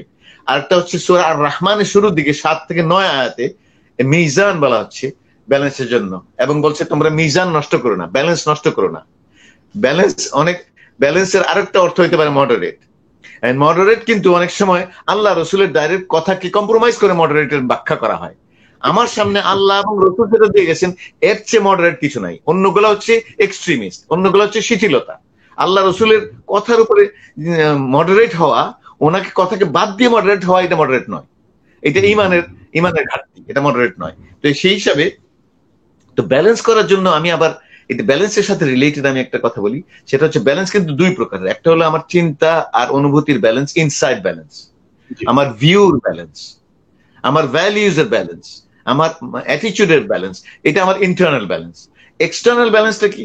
আমার সময় কোথায় ব্যয় হচ্ছে, আমার ক্যাশ কোথায় ব্যয় হচ্ছে, আমার চেষ্টা কোথায় ব্যয় হচ্ছে, আমি কোনটা গুরুত্ব বেশি দিচ্ছি, কোনটা কম দিচ্ছি। যখন আমার অনেকগুলো ডিমান্ড আসে আমার তখন প্রায়োরিটাইজ করতে হয় যে এটা আমার 1 নম্বর, এটা 2 নম্বর। এক্ষেত্রে একটা প্রিন্সিপাল আছে, প্রিন্সিপালটা হলো আর্জেন্ট ভার্সেস ইম্পর্টেন্ট। আর্জেন্ট মানে আমার এখনই করতে হবে, ইম্পর্টেন্ট মানে এটা গুরুত্বপূর্ণ কিন্তু এখনই না করলেও চলবে। যেমন আমার 6 মাস পরে পরীক্ষা, এটা ইম্পর্টেন্ট কিন্তু আর্জেন্ট না। কিন্তু টেলিফোন একজনে মানে মিসড কল করেছে, একটা রং নাম্বারে কল করেছে, ফোনটা কিন্তু আর্জেন্ট, কেননা ফোন বাজতেই থাকবে, কিন্তু ইম্পর্টেন্ট না। আবার কোনখানে দুইটা একত্র হয়ে যায়, আমার বাচ্চাটা অসুস্থ হয়ে পড়ছে, তাকে ডাক্তার দেখাইতে হবে, এটা ইম্পর্টেন্ট এবং আর্জেন্ট। এইভাবে আমার আর্জেন্ট আর ইম্পর্টেন্ট নিয়ে বিচার করে আমার প্রায়োরিটি ঠিক করতে হবে, তখন ব্যালেন্স আসবে। ব্যালেন্সটা হচ্ছে কোনটার গুরুত্ব আমার জীবনে বেশি।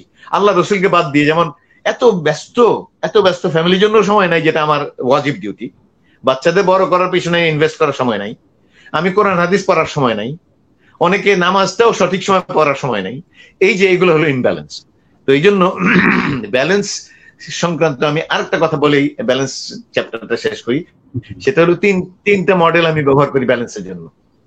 নবীদের এক্সাম্পল, নবীদের মধ্যে সবচেয়ে বড় এক্সাম্পল তো আল্লাহ রাসূল সাল্লাল্লাহু আলাইহি ওয়াসাল্লাম, সবচেয়ে বড় নবী, আমাদের নবী। আর দ্বিতীয় হচ্ছে সাহাবীদের মডেল, আর তৃতীয় হচ্ছে বড় বড় ইমাম যারা অনেক অবদান রেখে গেছেন তাদের মডেল। তাহলে তারাও তো 24 ঘন্টার সময় পেয়েছেন, তারা কিন্তু এত কাজ করে গেলেন, আমি কেন পারবো না? এই হলো, এই জন্য আমার ব্যালেন্স খুঁজতে হবে এক্সাম্পলের মাধ্যমে। ইব্রাহিম আলাইহিস সালাম ব্যালেন্স করেছেন। ওনাকে বলছেন যে তোমার সন্তান হয়েছে, ওয়াইফ সন্তানকে মক্কায় রেখে চলে আসো। তো তখন আল্লাহর হুকুম পালন করার জন্য উনি এই স্যাক্রিফাইস করেছেন, এইটাও ব্যালেন্স। সুতরাং আমার ব্যালেন্স করতে গেলে স্যাক্রিফাইস করা লাগবে। এবং সেটা আল্লাহ রাসূল আমাদের একদম মানে মডেল হবেন, বেঞ্চমার্ক হবেন, আমাদের একদম আদর্শের জায়গাটা হবে, ওইটাকে বেস করে আমার লাইফটা ব্যালেন্সের জায়গায় করব। এক্স্যাক্টলি। এই রিলেটেড বলবো, আপনাকে একটু জিজ্ঞেস করবো, সেটা হচ্ছে যে আমার জীবনটা, প্রত্যেকটা মানুষই কিন্তু চায়, প্রতিটা কাজ সে ভালো করুক, প্রতিটা মানুষই চায় তার ব্যবসা বলেন, তার প্রফেশন বলেন, তার লেখাপড়া বলেন, মানে যেটাই সেটা যেন সে ভালো করতে পারে, এটা তার চেষ্টা থাকে। সেটা একজন শিল্পীর জন্য কথাও যদি বলি, আমরা একটা গজল করি, সেটাও চাই যে ভালো করে গাওয়ার জন্য। কিন্তু আমার যেটা আপনার কাছে জিজ্ঞাসা, সেটা হচ্ছে যে আমি একটা ব্যালেন্স লাইফ লিড করতে পারছি কিনা, আমার জীবনটা ভারসাম্যপূর্ণ হচ্ছে কিনা, সেটা বোঝার কোনো মানে আমি নিজে থেকে কিভাবে বুঝবো, এই বিষয়টা একটু বলবেন আপনার অভিজ্ঞতা থেকে? নিজের থেকে বোঝার একটা পদ্ধতি আছে, আবার অন্যদের কাছ থেকে বোঝার পদ্ধতি আছে। নিজের থেকে বোঝা হইলো আমার কাছে আমার স্ত্রী, বাচ্চারা, আমার প্রফেশনে আমি হালাল ভাবে কাজ করে কামাই করছি কিনা, নাকি ফাঁকি দিচ্ছি, আমার নিজের রেস্টটা বেশি হচ্ছে না কম হচ্ছে, আমি কোথায় সময় ব্যয় করছি, আমি কি ইন্টারনেট আর টিভির মধ্যে অনেক সময় ব্যয় করে ফেলছি কিনা, আল্লাহর নামাজের মধ্যে আমি সারা দিনে 1 ঘন্টা সময় ব্যয় করতে আমার মনে হয় যেন বেশি সময় হয়ে যাচ্ছে, অথচ 4-5 ঘন্টা আমি ইন্টারনেটে বা টিভিতে খরচ করে ফেলছি। আমার কাছে এখানে নিজেই চেক করতে পারি, সেলফ মনিটরিং যেটাকে আমি বলি, যে আমার সময়টা কোথায় কাজে লাগছে, আমার কাছে গুরুত্ব কোনটা বেশি পাচ্ছে। আমার কাছে নামাজটা, কোরআন পড়াটা গুরুত্ব যদি কম পায়, তাহলে আমি সেখানে কম সময় ব্যবহার করছি। তো সেখানে আমার টাইম ইনভেস্টমেন্ট আমাকে বলে দিবে আমি কোথায় করছি। এটা হলো ইন্টারনাল মেকানিজম, যেটা আমি নিজে যেটা করব। আর বেস্ট উপদেশ হলো আমার স্ত্রী, বাচ্চাদের জিজ্ঞেস করব যে আমার সময়টা ব্যয় যে হচ্ছে, এই ব্যাপারে তোমাদের দৃষ্টিভঙ্গি কি। তারা কিন্তু, আমি এটা বুঝবো না, তারা দেখবে এইটা। আর স্ত্রী শুধু আমার জন্য 1 নম্বর অ্যাডভাইজার না, তিনি কিন্তু আমাকে, যেমন আমার ওয়াইফ আছে সৌদি আরবে থাকতে, আজান হয়ে গেছে, সে আমাকে ধাক্কা দিতে, তাড়াতাড়ি যা মসজিদে। এটা হলো ইমানদার স্ত্রীর কাজ। ফজরের সময় আমি যদি আজান মিস করে ফেলছি ঘুমের মধ্যে, সে আমাকে ধাক্কা দিয়ে উঠাই দিচ্ছে। এটা হলো একটা নেককার স্ত্রীর কাজ। তাতে হয় কি, তার স্বামীর নামাজের সওয়াব কিন্তু 100% সেও খাচ্ছে। এইভাবে আল্লাহ কিন্তু ব্যালেন্স ওখানে আরেকটা করে দিচ্ছেন। এটা সন্তানের উপর প্রভাব পড়ে, পরিবারের উপর প্রভাব পড়ে, কিন্তু মানে একটা পরিবার তো মনে করেন যে আদর্শ পরিবার এভাবেই হয়, যদি প্রত্যেককে ভালো কাজে হেল্প করে। হ্যাঁ, এক্স্যাক্টলি। মানে একজন আরেকজনকে যে ভালো কাজে হেল্প করা, এটা হচ্ছে পারিবারিক সম্পর্কের ব্যালেন্স। যে আমি দয়া করে আমার বাচ্চাকে উঠাইলাম না, আরে ঘুমাইতেছে, অনেক লেটে ঘুমাচ্ছে, তার ফজর নামাজ পড়া দরকার নেই, অথচ ফরজ নামাজ, এটা কিন্তু ব্যালেন্স হলো না। ব্যালেন্স এই জন্য কেন হলো না, তাকে আমি আগুনের উপযুক্ত করে দিলাম। তাকে আমি রাস্তায় গাড়ির সামনে পড়তে গেলে বা আগুনে হাত দিতে গেলে আমি সরাই ফেলছি, কিন্তু জাহান্নামের আগুন থেকে আমি তারে বাঁচাবার চেষ্টা করলাম না। তা এই মায়াটা ব্যালেন্স হলো না, এই মায়াটা হয়ে গেল স্কিউড, এক পেশে হয়ে গেল। এই জন্য আপনি খুব সুন্দর একটি পয়েন্ট বলেছেন। নরমালি যেটা হয় যে ধরেন পরিবারের মানে পুরুষদেরকে তো মানে পরিবারের লিডার করা হয়েছে, কর্তা করা হয়েছে। এখন যখন এরকম হয় যে পরিবারের সদস্যরা বা ধরেন ওয়াইফ বা তার যারা আছে একটা যদি মতামত রাখে বা একটা কমেন্টস করে, তখন কিন্তু আমরা মানতে পারি না নরমালি, যে না, সে যদি বলে তোমার একটু সময় দেওয়া উচিত ফ্যামিলিকে, দেখা গেল এই জায়গাটা আমার একটু কমফোর্ট জোন হয় না। হ্যাঁ, তো আমার মনে হয় যে আপনার আলোচনায় যেটা আসলো, যে এইসব জায়গাগুলোতেই জিতার চেষ্টা করা। হ্যাঁ, যে এই যে বলছে নিশ্চয়ই এখানে আমার মানে তার চোখ দিয়ে আমাকে দেখা, আমার ফ্যামিলি মেম্বারদের চোখ দিয়ে নিজেকে দেখা, মানে শুধু আমার চোখ দিয়ে আমাকে না দেখে, এইটা কিন্তু পাওয়ারফুল। জি, খুব পাওয়ারফুল। এবং নিজেকে সবসময় একটু একটু একটু একটু সংশোধন করা। আমার স্ত্রী বা আমার ছেলে মেয়েরা আমাকে যেটা বলবে আপন জেনে বলবে, অন্যরা একই পরিবার তো, সেজন্য। আর তাছাড়া সূরা আলে ইমরানের 159 নম্বর আয়াতে পারিবারিক নেতৃত্ব কেমনে দিতে হবে, সমাজের নেতৃত্ব কেমনে দিতে হবে, রাজনীতি সব নেতৃত্বের গুণাবলী বর্ণনা করা আছে 159 সূরা আলে ইমরানের, যেখানে 5টা গুণ বর্ণনা করা আছে। আমাদের চেক করতে হবে যে এই 5টা গুণের আমাদের মধ্যে কি সমাহার আছে। যদি না থাকে তাহলে বুঝতে হবে ব্যালেন্স নাই। জি জি জি। এবং একটা জিনিস দেখেন যে ব্যালেন্সটা কিন্তু কত, মানে ইসলামেরও কিন্তু সবচেয়ে ব্যালেন্স মানে লাইফের কথা বলা হয়েছে। আমরা যদি মানে মানে ওই ক্ষেত্রে দেখি যে সালাতের ক্ষেত্রে কেউ যদি সারা বছর রোজা রাখে, হ্যাঁ, তখন আল্লাহ নবী বলছেন না, আমি রাত্রে ঘুমাইও আবার নামাজও পড়ি। আল্লাহ রাসূল পারিবারিক দায়িত্ব পালন করেছেন, কোথাও এক্সট্রিম কিন্তু না, ইসলামে নাই কিন্তু। এখন দেখা গেলো রমজান আমরা একদম ইবাদতবন্দি বাড়িয়ে দিলাম, কিন্তু ঈদের পরে কি আবার, মানে এটা তো ব্যালেন্স নাই। কিন্তু ব্যালেন্স হচ্ছে সব জায়গায় ভারসাম্যপূর্ণ থাকা। জি, আপনি কিছু বলবেন? হ্যাঁ, আমি বলছি যে এই রমজানের থেকে যে প্রশিক্ষণ পেলাম, সেটার দ্বারা যদি আমি এই ব্যালেন্স, রমজানের সময় যে আল্লাহ রসুলের সাথে গুরুত্ব দিয়ে কাজ করলাম, বাকি বছর কি আল্লাহ রসুল নাই? তাহলে বাকি বছর কেন আল্লাহ রসুলকে আমরা মানে 2 নম্বর 3 নম্বর করে দিলাম? আমার 1 নম্বর, আল্লাহ বলছেন দুনিয়া আখিরাত দুইটাকে ব্যালেন্স করো। তো আমরা যদি শুধু দুনিয়াকে নিয়ে চলি, আমাদের আল্লাহ সমস্যা বলে দিচ্ছেন, বাল তুসিরুন আল হায়াতাদ দুনিয়া। এটা সূরা ইনফিতারে আল্লাহ বলেন যে তোমাদের সমস্যা হচ্ছে ব্যালেন্স কেন নষ্ট হয়, দুনিয়াটাকে বেশি প্রাধান্য দিয়ে বসো, এই জন্য ব্যালেন্স নষ্ট হয়। এটা আল্লাহর ফত। সেই দুনিয়াটাই কিন্তু আসলে মানে মানে রিয়েল অর্থে কিন্তু আর ভোগ করা হয় না। কিন্তু না, দুনিয়া থেকে যারা চলে যায় তারা কিন্তু অনেক আফসোস রেখেই চলে যায়। না, এটা আমাদের দেশে আমি আমাদের দেশের একজন মানে বড় শিক্ষাবিদ, নাট্যকার হুমায়ুন আহমেদ একটা ইন্টারভিউ আমি পত্রিকা দেখে, সে তো ধরেন খুবই কাজের মানুষ ছিলেন, কর্মঠ ছিলেন, ব্যস্ত থাকতেন তার জায়গায়। তো যখন ক্যান্সার হলো তখন উনি একটা ইন্টারভিউতে বললেন যে জীবনটা যে এত ছোট আগে বুঝিনি।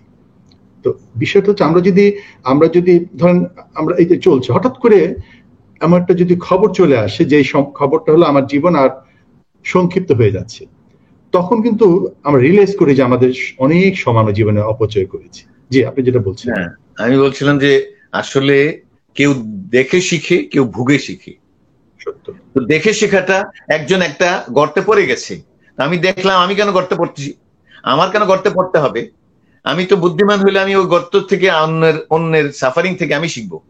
তো একটা দেখে শেখা, একটা ভুগে শেখা। তো আমি যেন ভুগে না শিখি, অন্যেরা করতেছে ওটা দেখে শিখি, এই হলো।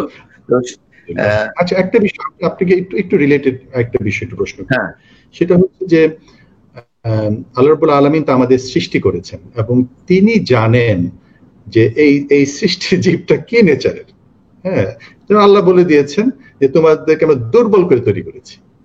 এখন আমরা মনে করতেছি আমরা সুপার পাওয়ার, আমরা হচ্ছে মনে করেন পৃথিবীকে এক সুইচ টিপে দিয়ে পৃথিবীকে একদম যে কোনো মহাদেশ ধ্বংস করে দিতে পারি। হাইড্রোজেন কত বছর আগে জাপানে আপনার ধ্বংস লীলা খেলা কি আমরা দেখেছি। তো এই যে আমরা মানুষ যে অনেক জানি, তা আল্লাহ বলতেছেন যে তোমাদেরকে আমি সীমিত ক্ষমতা দিয়েছি। এবং এই যে করোনা ভাইরাস এসে আপনি দেখেন সুপার পাওয়ার গুলো যেভাবে ঘরে ঢুকে গেল, আল্লাহর আল্লাহর কত আমাদেরকে দেখাবে, তারপরে যদি আমাদের চোখ দেখা যায় না। এক্স্যাক্টলি চোখ দেখা যাচ্ছে না। এবং আমার পরিচিত অনেক ডাক্তার, বাংলাদেশের ডাক্তার বুলবুল, চোখের স্পেশালিস্ট, সে তার ওয়াইফ তারা করোনা আক্রান্ত, অনেক ডক্টররা ইন্তেকাল করেছেন, যেটা মানে এটা চিকিৎসা দিতে গিয়ে, কারণ তারা কিন্তু সেফে থেকেই কিন্তু চিকিৎসা সেবা দিচ্ছিলেন, কিন্তু দেখা যায় না। হয়তো দেখা গেলো যে গ্লাভসটার মধ্যে ছিল, বাসায় নিয়ে এসছেন। এই যে রিয়েলিটি। আপনার কাছে আমার যেটা জিজ্ঞাসা সেটা হচ্ছে যে এই যে মানুষের এই যে দুর্বলতার যে জায়গাটা, আমাদের ব্যালেন্স লাইফটা যে জন্য হচ্ছে না, যে জন্য আমাদের এই যে ভারসাম্য জীবন হচ্ছে না, টাইম ম্যানেজমেন্ট আমাদের প্রপারলি হচ্ছে না, এই দুর্বল জায়গাটা তো আল্লাহ রাব্বুল আলামিন সবচেয়ে বেশি জানেন। এবং তার গাইডটাও কিন্তু কোরআনই দেওয়া হয়েছে। এই গাইডলাইনটা কোনো বড় তাত্ত্বিকের কাছে আমাদের জানতে হবে না। সেই দিন একটা প্রোগ্রামে কর্নেল জিহাদ খান আমাদের হেলথ রিলেটেড একটা আলোচনা বলতেছিলেন যে পৃথিবী অনেক বড়, সম্ভবত মানে মার্ক টোয়েনের কথা মনে বলছিলেন যে সে একটা বই লিখেছিল, সেই বই লিখতেছে যে কখনো হতাশ হওয়া যাবে না, কখনো মানে বয়া হওয়া যাবে না, ভেঙে পড়া যাবে না, জীবন হচ্ছে সামনে এগিয়ে নিতে হবে, প্রতিকূলতার মধ্যে এগিয়ে যাওয়ার নামই হচ্ছে জীবন। ইসলাম ছিল না, কিন্তু এই মার্ক টোয়েন দেখা গেল যে শেষ জীবনে এসে আত্মহত্যা করে ফেললো। এই যে জায়গাটা, তো এই জায়গাটা এসে আপনি একটু বলবেন যে আমার দুর্বলতার থেকে উত্তরণের জায়গাটায় আমাদের কোরআন কিভাবে আমরা করতে পারি? কোরআনে আমি শুরু করতে চাই সূরা আন-নাজিআত থেকে একটা আয়াত, ফাআলহামাহা ফুজুরাহা ওয়া তাকওয়াহা, যে প্রত্যেকটা ব্যক্তির মধ্যে ফুজুর মানে পশুত্ব আর তাকওয়া মনুষ্যত্ব, এই দুইটা আমি দিয়ে দিয়েছি। কিন্তু আরো কতগুলা স্পেসিফিক বলা আছে, যেমন সূরা হুজরাতে আল্লাহ বলছেন যে ইন্না খালাকনাকুম মিন যাকারিন ওয়া উনসা ওয়া জাআলনাকুম শুউবান ওয়া ক্বাবাইলা লিতাআরাফু ইন্না আকরামাকুম ইনদাল্লাহি আতকাকুম। এটা একটা স্টেটমেন্ট যে মানুষ কোথা থেকে আসছে। তারপরে বলছে তোমরা যে বিভিন্ন জাতিতে, বিভিন্ন গোত্রে, বিভিন্ন বংশে গেছো, এটা তোমাদের পরিচয় দেওয়ার জন্য, কিন্তু আসল তোমাদের মানে প্রায়োরিটি বা তোমাদের যোগ্যতা, তোমাদের মর্যাদা, এগুলো নির্ভর করে তাকওয়ার উপরে। তো সেই ক্ষেত্রে এটা হলো একটা সাধারণ স্টেটমেন্ট। আর আগেরটা হচ্ছে ফাআলহামাহা ফুজুরাহা ওয়া তাকওয়াহা, এটাও আমাদের মধ্যে ভালো মন্দ দুইটারই মিশ্রণ আছে, কিন্তু ঈমান দিয়ে আমরা এটা সংশোধন করতে পারি। কিন্তু স্পেসিফিক যেটা বলছেন আল্লাহ, যেমন আল্লাহ বলছেন সূরা নিসায় যে মানুষকে খুলিকাল ইনসানু দাঈফা, সূরা ইউনূসে বলছেন ঝগড়াঝাটি বেশি তর্ক বিতর্ক করে, ডিসপিউটে চলে যায়। তারপরে সূরা বনী ইসরাঈলে আল্লাহ বলেন বড় অকৃতজ্ঞ। এরপরে বলেন সূরা নাহলে সে আর্গুমেন্টেটিভ, বিতর্কে জড়িয়ে পড়ে খুব সহজেই। যেমন মানে আমরা এই বিতর্ক দিয়ে কিন্তু লাভ হয় না, ঝগড়াটা বাড়ে, কিন্তু আমরা বিতর্কে জড়িয়ে পড়ি। যদি দেখি যে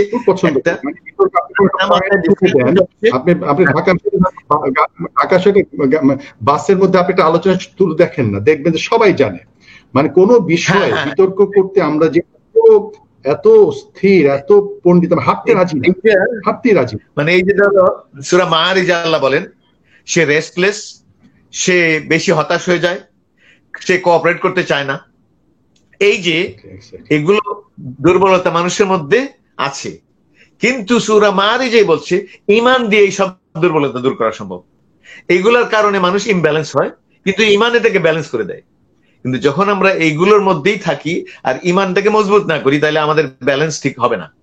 এই জন্য আল্লাহ বলছেন যে যেগুলোর ব্যালেন্স, এগুলো সংশোধনের জন্য ঈমানটা জরুরি, ঈমানটাকে বাড়ানো জরুরি, ঈমানটার মধ্যে মজবুতি জরুরি। আর ঈমান আসবে না, ঈমান তো আমাদের কার উপরে? আল্লাহ রসুলের উপরে। আর আল্লাহ রসুল কি আমাদের দিয়ে গেছেন? কোরআন আর সুন্নাহ। সুতরাং যদি আমরা ব্যালেন্স চাই, তাহলে কোরআন সুন্নাহর সাথে সম্পৃক্ততা লাগবে, আমাদের ঘনিষ্ঠতা লাগবে, কোরআনের প্রতিফলন, সুন্নাহর প্রতিফলন আমার জীবনে লাগবে, তাহলে আমার ব্যালেন্স আসবে। খুব সুন্দর কথা বলেছেন যে মানে এই ক্ষেত্রে অন্য কোন তথ্য নিয়ে বা আরো 20টা বই পড়ে আমি আমার একটা জীবনে একটা মডেল তৈরি করলাম, এটা আসলে মানে বৃথা। কারণ আমার তো কোরআনের মধ্যে সব গাইডলাইন আল্লাহ দিয়ে রেখেছেন। না, এটা তো ম্যানুফ্যাকচারারদের অপারেটিং ম্যানুয়াল।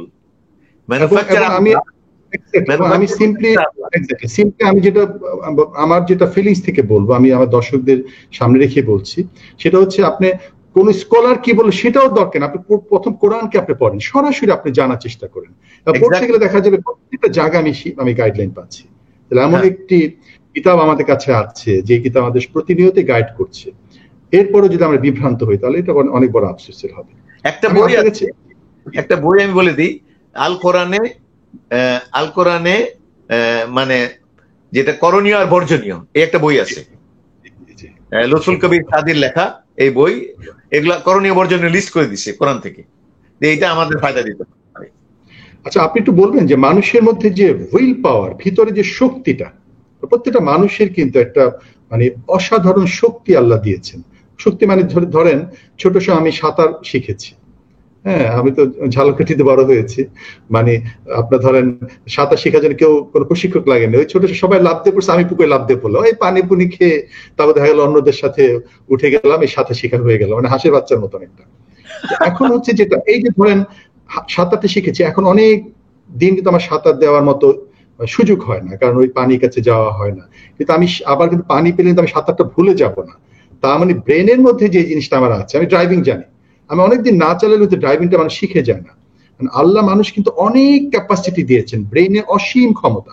আপনি একটু সংক্ষিপ্ত বলবেন যে মানুষের যে ভিতরে যে তার শক্তির জায়গাটা, এই শক্তির জায়গাটা মানুষের কি আছে যেটা সে কাজে লাগাতে পারে, এবং এটার সম্পর্কে রূপটা যদি আপনি একটু বলেন। জি, মানুষের মধ্যে স্কলাররা, মুসলিম স্কলার এবং ওয়েস্টার্ন স্কলার মুসলিম স্কলারদের মধ্যে সবচেয়ে স্পেসিফিক এই ব্যাপারে বলছেন হলো নাকিব আল আত্তাস, মালয়েশিয়ান স্কলার।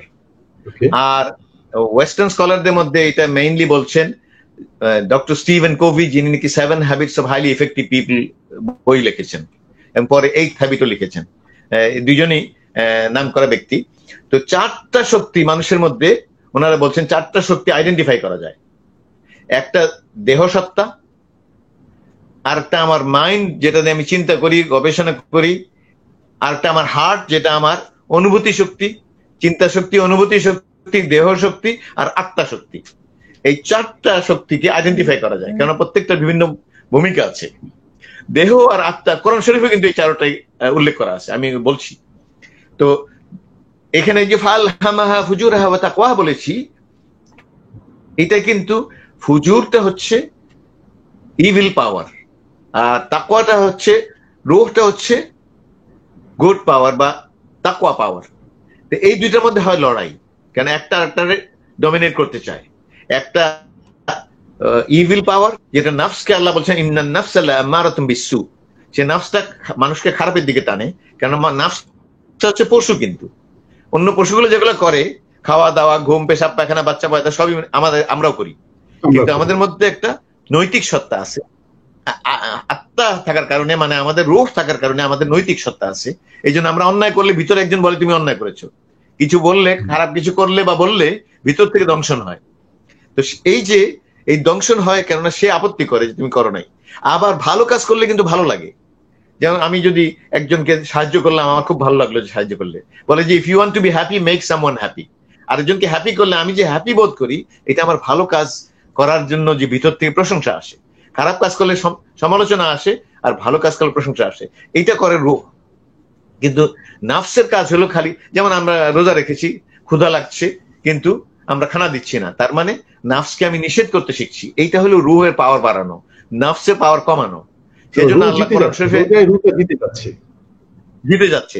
সূরা নাজিয়াত আল্লাহ বলেন ওয়ানাহান নাফসা আনিল হাওয়া ফাইন্নাল জান্নাতা হিয়াল মাওয়া, যে নাফসকে নো বলতে শিখেছে তার জন্য জান্নাত তার বাসস্থান। তার মানে এই যে এখন হালাল খানা হারাম হয়ে গেছে, আমরা সারাদিন শুধু না, সারা রাতও বিশ্রাম করতে পারি না। আমার তারাবিও পড়তে হয়, আবার সেহরিও খাইতে হয়, আবার তাহাজ্জুদ পড়তে হয় না, কিন্তু পড়লে ভালো। সেহরিটা সুন্নত, তাহাজ্জুদটাও সুন্নত। রমজান মাসে তো কেউ তাহাজ্জুদ মিস করলে এটা বেকুব, কেননা সে তো 700 গুণ পর্যন্ত বেশি সওয়াব পাইতে পারে। একবার সুবহানাল্লাহ বললে 9টা অক্ষরে 90টা এমনিই পাচ্ছে। কিন্তু যদি অন্তরের অন্তঃস্থল থেকে বলতে পারে, সেই তাকওয়ার অনুভূতি নিয়ে বলতে পারে, আল্লাহর মহব্বতের থেকে বলতে পারে, রসুলের মহব্বত থেকে বলতে পারে, তাইলে 700 গুণ বেশি হইতে পারে। তার মানে একবার সুবহানাল্লাহ বলে 63,000 নেকি পাচ্ছি। মানে এত স্পেশাল অফার কে কোন ইমানদার ব্যক্তি বাদ দিতে পারে? তো সেজন্য এই যে নাফস আর রূহের লড়াই, এইটা সম্পর্কে কোরআন শরীফে বর্ণনা দেওয়া আছে, এবং এটা 3টা আউটকাম বলা হচ্ছে। একটা নাফস যেতে যায়, একটা রূহ যেতে যায়, আর একটা ওঠানামা করছে, এখনো ফায়সালা হয় নাই। তো নাফস যখন যেতে যায়, এটাকে বলা হয় নাফসে আম্মারা, নাফস কমান্ডিং নাফস। সেটা কমান্ড করে আর আমি করতে থাকি। খুন করলেও, লুটপাট করলেও আমার মনের মধ্যে দংশন আর হয় না।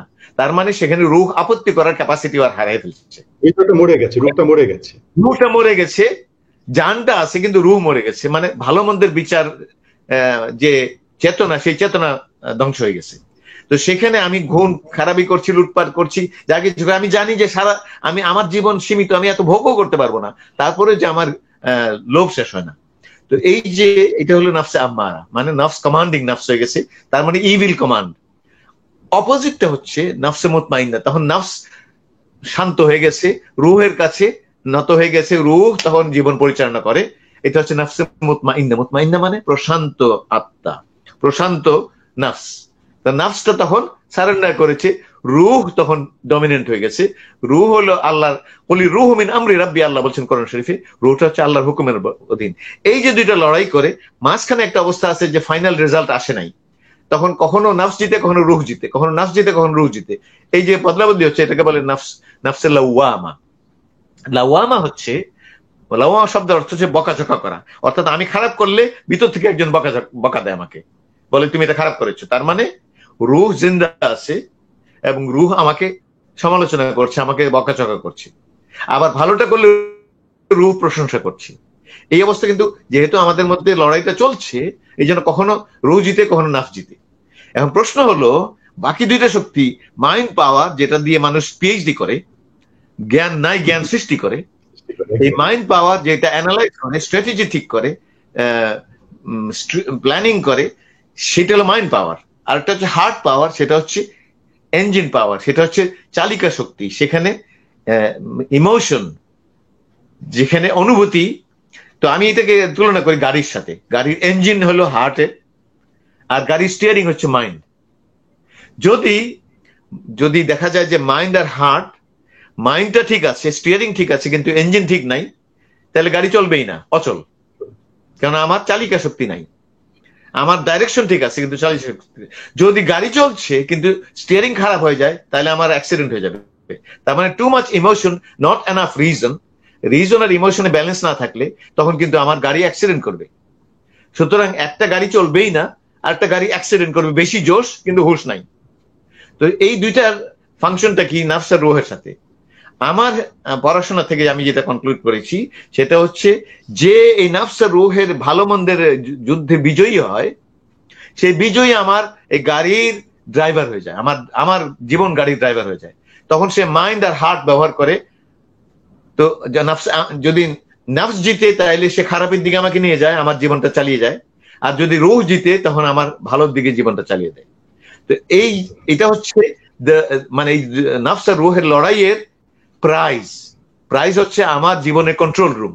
আমার জীবনের কন্ট্রোল রুম আমার মাইন্ড আর আমার হার্ট, আমার চিন্তা শক্তি আর আমার অনুভূতি শক্তি, একটা চালিকা শক্তি, একটা ডাইরেকশন শক্তি।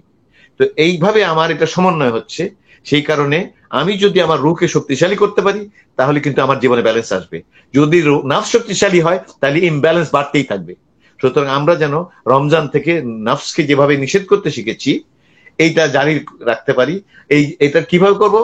আমি যদি এই রূহকে শক্তিশালী করতে হয় তাহলে আমি শাওয়ালে রোজা রাখবো, সোমবার বৃহস্পতিবার রোজা রাখবো, 13, 14, 15 রোজা রাখবো, যতটা পারি আর কি। সবগুলা করতে হবে এমন না, এটা তো ফরজ না, কিন্তু এগুলা করব কোরআন হাদিসের সাথে আমার ডাইরেক্ট সম্পর্ক। যেটা আগে বলা হয়েছে, কোরআন হাদিসের সাথে আমার ডাইরেক্ট সম্পর্ক হবে। আর দান সদকা করব, আর দোয়া জিকির সব বিভিন্ন জায়গায় যেভাবে আছে সেভাবে করব। তাহলে আমার জীবনটা ব্যালেন্স থাকবে। এইভাবে আমার রূহকে শক্তিশালী করলেই ব্যালেন্স হবে। নাফস শক্তিশালী হইলে যত ইমব্যালেন্স নাফস করায়, নাফসকে যেভাবে আমি ঘোড়ার পেছনে উঠেছি, ঘোড়া যদি আমি কন্ট্রোল করতে পারি তাহলে আমি ব্যালেন্স করে আমার জায়গায় পৌঁছবো। যদি ঘোড়া আমাকে কন্ট্রোল করে ফেলে তাহলে আমি পৌঁছতে পারবো না। এই হলো আপনার আলোচনাটা অনেক সুন্দর, মানে সহজ করে করেছেন বিষয়টা। কারো কাছে আমার মনে হয় যে মানে বিষয়টা একটু জটিল, আবার সে হচ্ছে জটিল না কেন, আপনার আলোচনাটা একদম সরল ভাবে করেছেন। আমি যদি এটা একটু সরলীকরণ করি, সেটা হচ্ছে একমাত্র মানুষের জন্য এই বিষয়টা আলোচনা। মানে আল্লাহ সৃষ্টির যত জীব আছে বাকিদের সবার কিন্তু ফরম্যাট দেয়া আছে।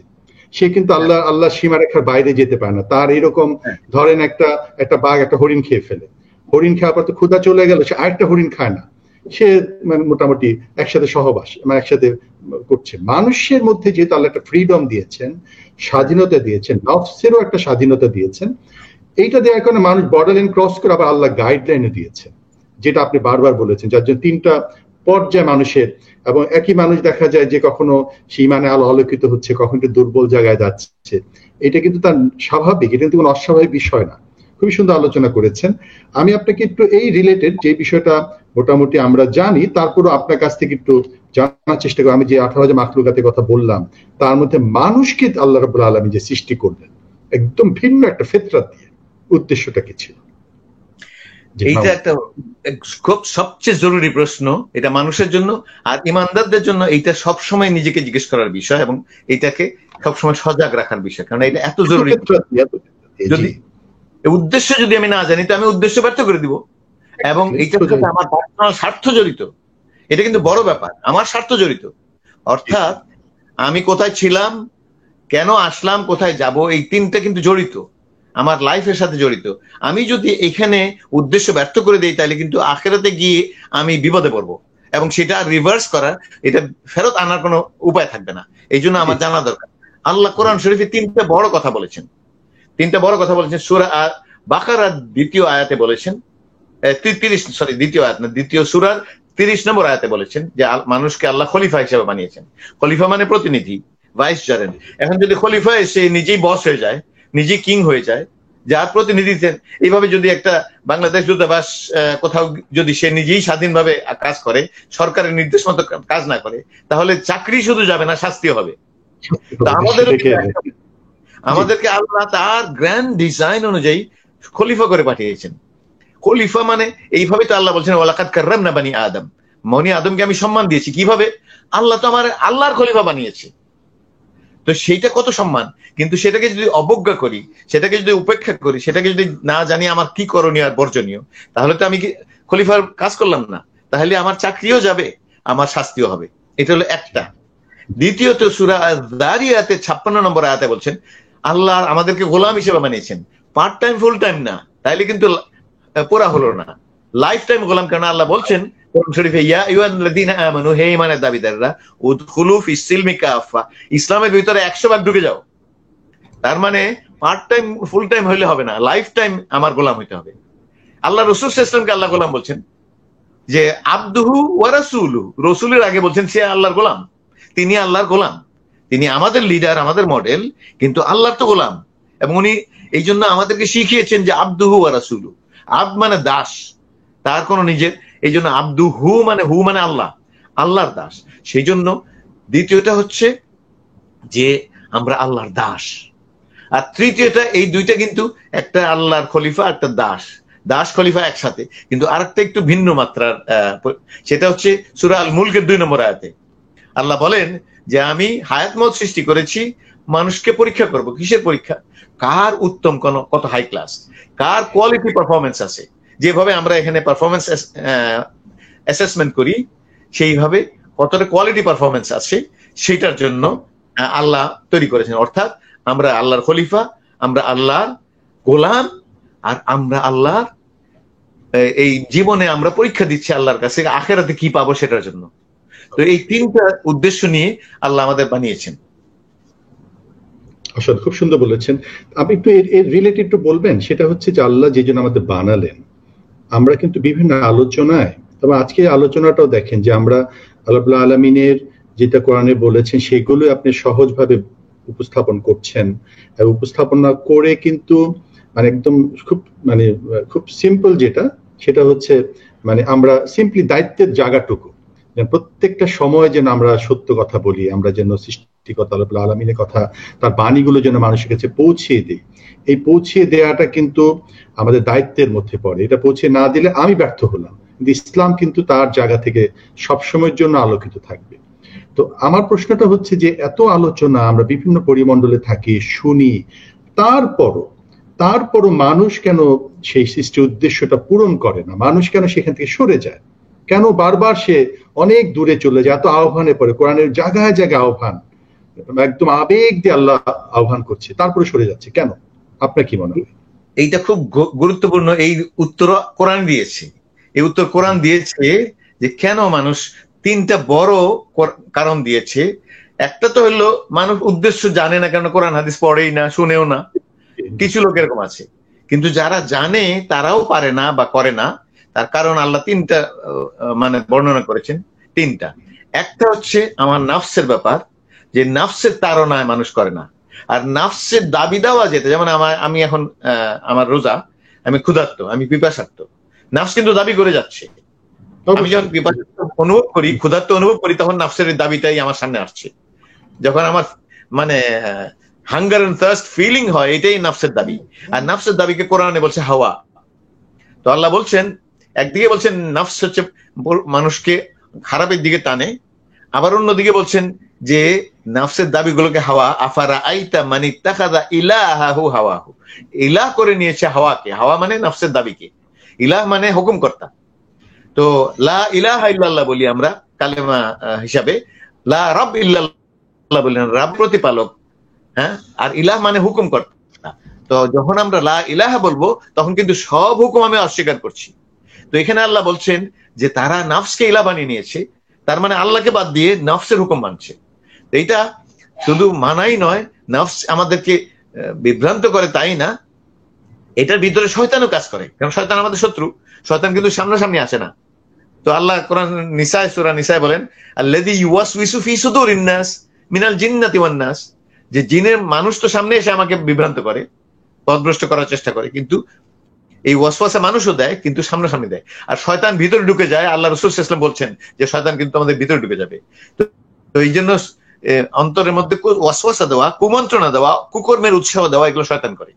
তো আমার নাফস কিন্তু শুধু একা না, সে শয়তানকেও সাথী করে নিয়ে আমাকে আমার বিরুদ্ধে করে। এই জন্য এটাকে মেরামত করার জন্য 1 মাসের রোজা আর সারা বছর নফল রোজা, এইটাকে কন্ট্রোলে রাখার জন্য। আমরা যদি সারা বছর রোজা না রাখি, তাহলে নাফস শক্তিশালী হচ্ছে, ওদিকে রুহকে শক্তিশালী করছি না, কারণ কোরআন হাদিস পড়ছি না, জিকির আজকার করছি না, নামাজটা মনোযোগ দিয়ে পড়ছি না, মানুষের দান সাদকা করছি না, সময় হইলে আজকে করে কবরে চলে যাচ্ছি। কারণ এটা না করে তো আমি আমার মৃত্যু থেকে তো নিজেকে দূরে থাকতে পারছি না। এক্স্যাক্টলি। তো সেই হিসাবে আমাকে বাধা দিচ্ছে একটা হলো নাফস। এই নাফসকে মেরামত করার জন্য আমি বলি আভ্যন্তরীণ শত্রু। এটাকে ঠিক করলে বাইরের 2 শত্রু সেটা ঠিক করা যাবে। বাইরের শত্রু একটা হচ্ছে যে রসম রেওয়াজ, কালচার, ফ্যাশন, এগুলো আমাকে ডিকটেট করে। ফ্যাশন একটা আসলে মানুষ অন্ধের মতো দৌড়ায়, আল্লাহ রসুল বিবেচনা করে না, ইমান বেঈমানি বিবেচনা করে না, তো এতটা অন্ধ হয়ে যায় মানুষ। তো সেখানে আল্লাহ এইভাবে বলছেন, ওয়াইদা কিলা লাহুম ইত্তাবিউ মা আনজালাল্লাহ ক্বালু বাল নাত্তাবিউ মা আলফাইনা আলাইহি আবানা। যখন তাদেরকে বলা হয় আল্লাহ যা নাযিল করেছেন, অর্থাৎ কোরআন সুন্নাহ, সুন্নাহটা কিন্তু আল্লাহ নাযিল করা, কারণ কোরআন শরীফে আল্লাহ বলে দিচ্ছেন, ওয়া মা ইয়ানতিকু আনিল হাওয়া ইন হুয়া ইল্লা ওয়াহয়ুন ইউহা, যে তিনি নিজে থেকে কিছু বলেন না, তাকে যেটা বলা হয় সেটাই তিনি বলেন, অর্থাৎ সুন্নাহটাও আল্লাহর দেওয়া হেদায়েত। তো সেজন্য কোরআন সুন্নাহ দুইটাই আমাদের আল্লাহর নাযিল করা হেদায়েত। তো সেখান থেকে আল্লাহ বলছেন, যখন এটা বলা হয় যে এটা আনুগত্য করো, তখন তারা বলে বাপ দাদার আমল থেকে যেটা চলে আসছে, সমাজে যেটা চলছে, সবাই যেটা করছে আমি এটা করব, ফ্যাশন ওয়ার্ল্ড যেটা আমাকে বলছে আমি এটা করব। যুগে যুগে বলা হয়েছে এই কথা। হ্যাঁ, প্রত্যেক যুগে এটা বলছে। আরেকটা আছে, এটা হলো বিভিন্ন পর্যায়ের নেতা। সেখানে আল্লাহ কোরআন শরীফে বলে দিচ্ছেন, ওয়া ইন তুতি আকসারা মান ফিল আরদি ইউদিল্লুকা আন সাবিলিল্লাহ, যদি অধিকাংশ নেতাদের কথা শুনো, তারা তোমাকে পথ থেকে বের করে দিবে। এই যে অধিকাংশ শব্দটা একটু লক্ষ্য করবেন, কোরআনে অধিকাংশ সবসময় খারাপ অর্থে ব্যবহার হয়েছে। অধিকাংশ লোক এটা করে, এটা কোনো দলিল না, কোরআন হাদিস দলিল। আমরা যেন অধিকাংশের ভিত্তিতে আমাদের কোনো ডিসিশন না নিই। কোরআনে অধিকাংশকে মানে খারাপ অর্থে ব্যবহার করা হয়। অধিকাংশ লোক বুঝে না, অধিকাংশ লোক শুনে না, অধিকাংশ লোক মানে না, হ্যাঁ, অধিকাংশ লোক তোমাকে বিভ্রান্ত করে দিবে। অধিকাংশ কোরআন সবসময়, এই জন্য majority is not a solution যখন আল্লাহ রসুলের সঙ্গে বিপরীত হয়। এই জন্য ফ্যাশন আসলে আমি জাম্প করলাম, আমার পকেটে পয়সা কিন্তু নিয়ে যাচ্ছে, আমার হুঁশ নাই যে এখন প্যান্ট চিপা হয়ে গেছে, আবার ঢিলা হয়ে যাচ্ছে, আবার চিপা হচ্ছে, ঢিলা হচ্ছে। একসময় মানে বেল বটম প্যান্ট, এত বড় প্যান্ট আপনি দেখেছেন কিনা আগের দিনে, যদি আপনি দেখেন এত বড় বেল বটম প্যান্ট আবার চাপা হতে হতে হতে আমি দেখি। হ্যাঁ, জি। এই যে নেশা, তার মানে এই 3টা কারণ, যে বিভিন্ন পর্যায়ের নেতা, family leader, social leader, economic leader, religious leader, political leader, এরা হচ্ছে সবচেয়ে বড় বড় লিডার, আমাদেরকে বিভ্রান্ত করে। এই অনেক পলিটিক্যাল লিডার আছে, যাও খুন করো, যাও মারো, বা টাকা দিয়ে দিল, গিয়ে মারো, খুন করে ফেললো, সে নিজে জাহান্নামে যাওয়ার পথ করলো আর কমিশনের নির্দেশে। তো এরকম আমার কাছে উদাহরণ আছে, যেভাবে মানে ইকোনমিক বস, আমাদের এক ভাই জেদ্দার, তিনি প্রথমে আমাদের সাথে শরিক হয়ে জামাতে নামাজ শুরু করেছেন। বস সৌদি মালিক ডেকে বলে, আলরাজি ফরেন এক্সচেঞ্জের মালিক, যেটা বন্ধ হয়ে গেছে, বলে যে তুমি দাড়ি কামাও, সরি নামাজ জামাতে পড়ো না, সময় নষ্ট হয়, এরপর দাঁড়িয়ে রাখতে করে দাড়ি কামাও। এগুলো তো তার কাজের সাথে শরিক না, কিন্তু সেগুলোর মধ্যে ইন্টারফেয়ার করেছে। তার মানে ইকোনমিক লিডার হয়ে ডিকটেট করতে চাচ্ছে আল্লাহর আর রসুলকে বিপরীত পথ। তো সেইভাবে আমাদের সাবধান থাকতে হবে যে আমরা যেন 1 নম্বর নাফস এবং শয়তান, 2 নম্বর সমাজ, কালচার, রসম রেওয়াজ, বিয়ের সময় যত অনুষ্ঠানাদি হয় এইটা আল্লাহ রসুলের বিপরীতে হয়। এমনকি ইসলামী পরিবারেও বিয়ের মধ্যে ফ্রি মিক্সিং তো হয়ই, এগুলো বড় বড় ছবি তুলে, এই মহিলাদের ছবি সারা ফেসবুকে তুলে দেওয়া হয়, আমি দেখেছি। এই যে কারখানাগুলো, এগুলো সবক্ষণা আল্লাহর কাছে, আমরা নিজেরা রেকর্ড করে ফেলছি, আল্লাহর কাছে তো রেকর্ড আছেই। এই যে আমরা আল্লাহ রসুলকে অবজ্ঞা করছি কালচারের কারণে, সবাই করে, আমি করব, ইসলামী পরিবার কিন্তু করে। একইভাবে যখন বিয়ে শাদীর সম্বন্ধ আসে, তখন দুনিয়াদারি দেখে, আখিরাত দেখে না, এই জন্য বিয়ে ভেঙেও যায়। বলে যে মেয়েটা সুন্দর বা ছেলেটা অনেক ভালো, যে ভালো চাকরি করে, বাড়ি আছে, গাড়ি আছে, লম্বা আছে, ফর্সা আছে। আমাদের দেশে ফর্সা একটা নেশা। তখন ইসলামী বিষয়গুলো মানে পিছনে চলে আসে, এইটাই আফসোসের জায়গাটা আর কি। আচ্ছা, আপনি অনেকগুলো বিষয় বলেছেন, মানে আলোচনাটি এই বিষয় নিয়ে কথা বললে তো আরো অনেক কথা বলা যায়। একটু যদি সামারিটা করেন, একটু যদি সংক্ষেপে দর্শকদের জাস্ট বোঝার জন্য, যে আমরা আমাদের এই যে মানে মানে আমাদের মানে সুস্থ জীবন বলি, আল্লাহমুখী জীবনের জন্য যে বাধাগুলো, এই বাধাগুলো দূর করা যায় কিভাবে, একটু সংক্ষেপে যদি বলেন। আমি 3টা কথা বলবো শুধু। আমি অনেক কিছু করা যায়, কিন্তু 3টা মৌলিক কথা। 1 নম্বর হচ্ছে আমি ঈমান আনবো আমল করার, মানে ইলম হাসিল করব আমল করার জন্য। খুব সুন্দর। এই জন্য ইকরা দিয়ে কোরআনের যাত্রা শুরু। ইলম হাসিল করব আমলের জন্য, এটা হলো ইলম আর আমল 1 নম্বর। 2 নম্বর হচ্ছে আমি যতটা ইলম হাসিল করলাম আর আমল করছি সেটা মানুষকে পৌঁছানো। মানুষকে পৌঁছালে মানুষ যখন এটা সাড়া দিবে তখন তাদেরকে আরো সাহায্য করা যাবে, এটা মানুষের কাছে পৌঁছে দিতে হবে। এটা তো আল্লাহর হুকুম, কোরআন শরীফে হুকুম, হাদিস শরীফে হুকুম। এই জন্য এটাকে আমি বলি দাওয়াত তারবিয়া। প্রথমটা বলছি ইলম আমল, আর দ্বিতীয়টা হচ্ছে দাওয়াত তারবিয়া। আমি একজনকে দিলাম, তিনি আগ্রহ দেখাইলেন, আর আমি কিছু করলাম না, তাহলে হবে না, কাজটা কমপ্লিট হলো না। তাকে তো আমার সাহায্য করে আগে নিতে হবে। তো যেভাবে একজন মানুষ পড়ে যাচ্ছে, তাকে আমি কোথাও পড়ে যাচ্ছে, তাকে রক্ষা করার চেষ্টা করি, এইভাবে তাকে আগুন থেকে রক্ষার চেষ্টা করছি। আর 3 নম্বর হচ্ছে আমি একলা করলে হবে না, নবীরাও কিন্তু জামাত সংগঠন করেছেন। তো জামা আর উখুয়া, যদি জামাবদ্ধ হইলাম আর ভাই ভাই হিসেবে হইতে না পারলাম, তাহলে এই জামাত হয় নাই। এই জন্য জামা আর উখুয়া, এই 3টা এইভাবে যদি করি, আমি 51 বছর ধরে এই জামা উখুয়ার মধ্যে আছি, দাওয়ার মধ্যে আছি, ইলম আমল করার চেষ্টা করে যাচ্ছি। তাতে যে আমার উপকার হয়েছে, আমাকে মানুষ বলে আপনি কোন মাদ্রাসায় পড়েছেন? আমি তো মাদ্রাসা পড়ি নাই। এইটা যে কতটা উপকারী, এটা মানে সংঘবদ্ধ জীবনটা, যেমন আপনি সফরে গেলে তোমরা 2-3 জন থাকলে একজনকে ইমাম বানিয়ে নাও। হ্যাঁ, তারপর হাদিসে এসেছে তুমি যে সঙ্গ জীবন যে বাইরেছে সে তো নেকড়ে বাঘটাকে যেন খেয়ে ফেললো। মানে হচ্ছে মানুষকে তো আল্লাহ দুর্বল তৈরি করে, যখন সে একটা ভালো পরিবেশে থাকে, একটা সুন্দর একটা সোসাইটির মধ্যে থাকে, একটা ইসলামিক দাওয়াত সার্কেলের মধ্যে থাকে, তখন কিন্তু সে নিজের ভুলগুলো আরেকজন ভাই মানে এই যে একজনকে হেল্প করা, ভালো কাজে প্রতিযোগিতা করা, সহযোগিতা করা, কোন একটা ভালো কাজ একা করা যায় না। এই যে ধরেন এখন করোনার পরবর্তী বিশ্বে মানুষকে হেল্প করার প্রশ্ন, সেটা আমি একা সম্ভব, কিন্তু আমি 10টা ভাই যদি একত্রিত হই, তাহলে কিন্তু আমি একটা লিস্ট করতে পারি যে কারা নিডি, আমরা চেক লিস্ট করি, সেভাবে কত কল্যাণের কাজ করা যায়, সেটা ইন্ডিভিজুয়ালি করা যায়। খুব সুন্দর কথা বলছেন। নবীরাও তো একলা কাজ করেন নাই। জি, নবীরাও একলা কাজ করেন নাই, আল্লাহর অ্যাপয়েন্টেড হওয়ার পরেও একলা কাজ করেন নাই। আচ্ছা, আমি একটু আপনাকে মানে শেষের দিকে মানে একটা গুরুত্বপূর্ণ স্লাইড একটু আলোচনা করতে চাই, যেটা আলোচনার মানে আজকে আলোচনা রিলেটেড।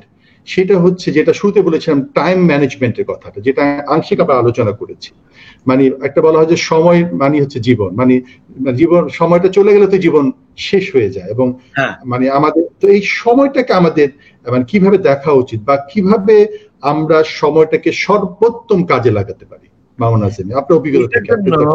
মানে সময়টা হচ্ছে আমার জীবন, সময় শেষ হলেই জীবন শেষ। তো সেই জন্য আমার এক চেতনা লাগবে যে আমার কিন্তু প্রত্যেকটা সময়ই মূল্যবান।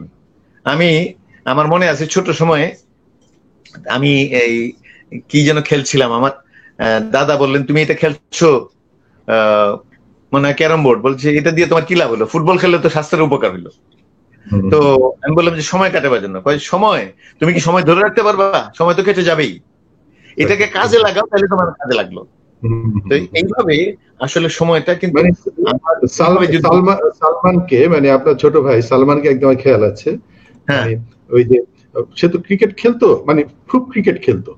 এখন চাচা একদিন বলতেছে হ্যাঁ যে আচ্ছা খুব ভালো খেলতো, তো বলতেছে আমার এখনো মনে স্কুলে পড়িতাম আমি, হ্যাঁ, তো আমার সামনে বলতেছে আচ্ছা তুমি কি এই যে ক্রিকেট খেলো, আল্লাহকে কি বলবা যে আল্লাহ দুনিয়া আমি ক্রিকেট খেলে আসছি, এটা বলতে পারবা? তো এটা সময়কে কাজে লাগানো মানে খুবই গুরুত্বপূর্ণ কথা বলেছেন। এই জন্য আমরা দেখি কত লোক কত কাজ করে গেছে, বইপত্র লিখে গেছে, রিসার্চ করে গেছে, সমাজে কত রকম কাজ করে গেছে, সেটা আমরা পড়ে শেষ করতে পারি। এমনও স্কলাররা যা লিখেছেন সেই লেখা আমরা পড়ে শেষ করতে পারিনি। হ্যাঁ, আসলে মানে এই যে, তো সেই হিসাবে আমি সময়টাকে ভাগ করি 4 ভাগে। 4 ভাগ মানে মানে সময়টাকে যদি আমি এইভাবে মূল্যায়ন করি, আমি একটা পদ্ধতি বলে দিচ্ছি যে পদ্ধতিতে আমি নিজেও করি এবং শিখাই। এক নম্বর কতগুলো জিনিস আছে, পার্সোনাল টাইম। পার্সোনাল টাইম মানে আমার ঘুম তো কেউ ঘুমাই দিতে পারবে না, আমার খাওয়াও কেউ খেয়ে দিতে পারবে না, আমার পড়াও কেউ পড়ে দিতে পারবে না। এই যে আমার যেগুলো করণীয় সেটা আমার এটাকে আমি বলি পার্সোনাল, যেটা অন্য কেউ করতে পারবে না আমার জন্য। আরেকটা হলো সোশ্যাল। সোশ্যালটা শুরুই হয়েছে পরিবার দিয়ে, পরিবার, আত্মীয় স্বজন, বন্ধু বান্ধব, প্রতিবেশী, এটা হলো সোশ্যাল। তো পার্সোনাল একটা টাইম, সোশ্যাল একটা টাইম। আরেকটা প্রফেশনাল টাইম, আমার চাকরি বাকরি আছে, ব্যবসা বাণিজ্য আছে, এটা আমার প্রফেশনাল টাইম। আরেকটাকে আমি বলি যে কমিউনিটির কাছে অবদান রাখার জন্য আমার কমিউনিটি টাইম, বা এটাকে আমি বলি অর্গানাইজেশনাল টাইম, সংগঠনের সময়। আর এই সংগঠন হইতে হবে আল্লাহ রসুলে যাওয়ার পথের একটা পাথেয় হিসাবে। আমি এই সংগঠনের শরিক হইলাম, অনেক কিছু করলাম, আল্লাহ রসুল আমার মগজেই নাই, অন্তরেও নাই, মোটিভেশনও নাই, তাহলে কিন্তু এটা আমার জন্য বিপদ হবে। আমি এমন কোন সংগঠনে যেতে পারবো না যে সংগঠনে আল্লাহ রসুল নাই। গেলেই এটা হয়ে যাবে সেকুলার সংগঠন, আল্লাহ রসুল বিহীন সংগঠন, ধর্মহীন সংগঠন। এখানে আমি গেলে আমার গুনাহ হবে। আমাদের এত ছোট্ট জীবনে এত পরীক্ষার কোনো সুযোগ নাই তো। ছোট্ট জীবনে আমি ঠিক আছে, আমার জীবনের এই এতটুকু সময় আমি এই কাজটা করলাম, তারপর একটু সুনাম সুখ্যাতির জন্য আমি 5 বছর ব্যয় করলাম, তারপরে এলাকায় একটু চেয়ারম্যান হলাম 7 বছর, তারপরে 3 বছর আমি মনে করেন যে তারপরে আমি উপজেলা চেয়ারম্যান পর্যন্ত যেতে পারি কিনা, তারপরে 5 বছর এমপি হলাম, তারপরে গিয়ে হজ করে আমি মোটামুটি আল্লাহ হয়ে কবরে চলে যাব। এইভাবে কি আমার জীবনে অবকাশগুলোকে আল্লাহ দিবেন?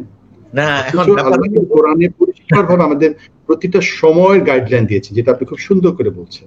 না, এটা হলো আমার সময় কিভাবে কাটবে, সূরা আল আসর পড়লেই আমার পরিষ্কার হয়ে যাবে। সুন্দর করে আসলে এত সুন্দর বলছেন। আবার এটা নামাজের ব্যাপারে আল্লাহ বলছেন ইন্না সালাতা কানাত আলাল মুমিনিনা কিতাবাম মাওকুতা, যে এটা সময়ের অনুবর্তিতা শেখানোর জন্য আল্লাহ 5 ওয়াক্ত নামাজ ভিন্ন ভিন্ন সময় করে দিয়েছেন, যেন আমি দুনিয়ামুখী হারিয়ে না যাই, দুনিয়ার মধ্যে হারিয়ে না যাই। আল্লাহ বলছেন স্টপ, আসো আমাকে স্মরণ করো, আকিমিস সালাতা লিযিকরি, আমাকে স্মরণ করার জন্য নামাজ কায়েম করো, একলা একলা পড়ো না, নামাজ কায়েম করো, সবাইকে নিয়ে পড়ো, জামাতে পড়ো। হ্যাঁ, এই যে আল্লাহ। তাছাড়া বলছেন নামাজের জন্য আমরা নামাজ ঠিক রেখে ওয়াক্ত হয়ে গেছে আমরা নামাজ পড়লাম, নাকি আমরা এই অন্য কাজ ঠিক রেখে নামাজকে ফাঁকে ফাঁকে ঢুকাইলাম, তাহলে বোঝা গেল যে নামাজটা আমার গুরুত্বপূর্ণ নয়। আল্লাহ তো চাইলে তো বলতে পারতেন একবারে নামাজ পড়ে ফেলো সব, তা তো না। আল্লাহ কেন টাইমটা দিলেন? ওই টাইম ম্যানেজমেন্টের কথাই আসতেছে, আপনার কথাই আসতেছে। সেই হিসাবে আমার দেখতে কিভাবে আমি এখন সংশোধন করব এই সময়টাকে, আমি মূল্যায়ন কিভাবে করবো? মূল্যায়ন করার জন্য আমি বলি একটা সপ্তাহে 24 ঘন্টা, প্রতিদিন কিন্তু আমি 24 ঘন্টায় 1440 মিনিট পাই। এটাকে যদি আমি কারেন্সি হিসেবে মনে করি যে আমাকে এত টাকা দেওয়া হলো আল্লাহর পক্ষ থেকে, এই টাকাটা আমি কি করে খরচ করছি, কোন কাজে লাগাচ্ছি, নাহলে এই টাকাটা কিন্তু আল্লাহ নিয়ে যাচ্ছে, আমি আমার কোনো কাজে লাগাচ্ছি না।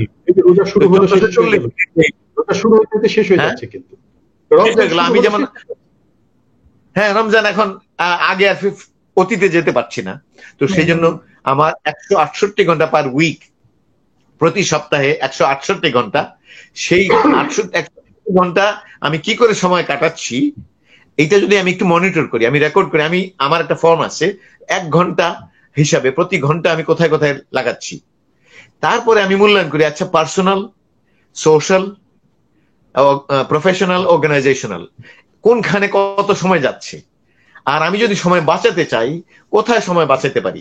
ফর এক্সাম্পল, একটা এক্সাম্পল দিচ্ছি, যে যদি একটা লোক 60 বছর বাঁচে, 8 ঘন্টা ঘুমায়, তাহলে কিন্তু 20 বছর ঘুমায় ফেললো। আমি লন্ডনে এক ব্যক্তি, যিনি মুসলমান না কিন্তু আমার এখানে খুব প্রভাবশালী ব্যক্তি ছিল এক জায়গায়, এখানকার লেবার পার্টির একজন লোকাল লিডার।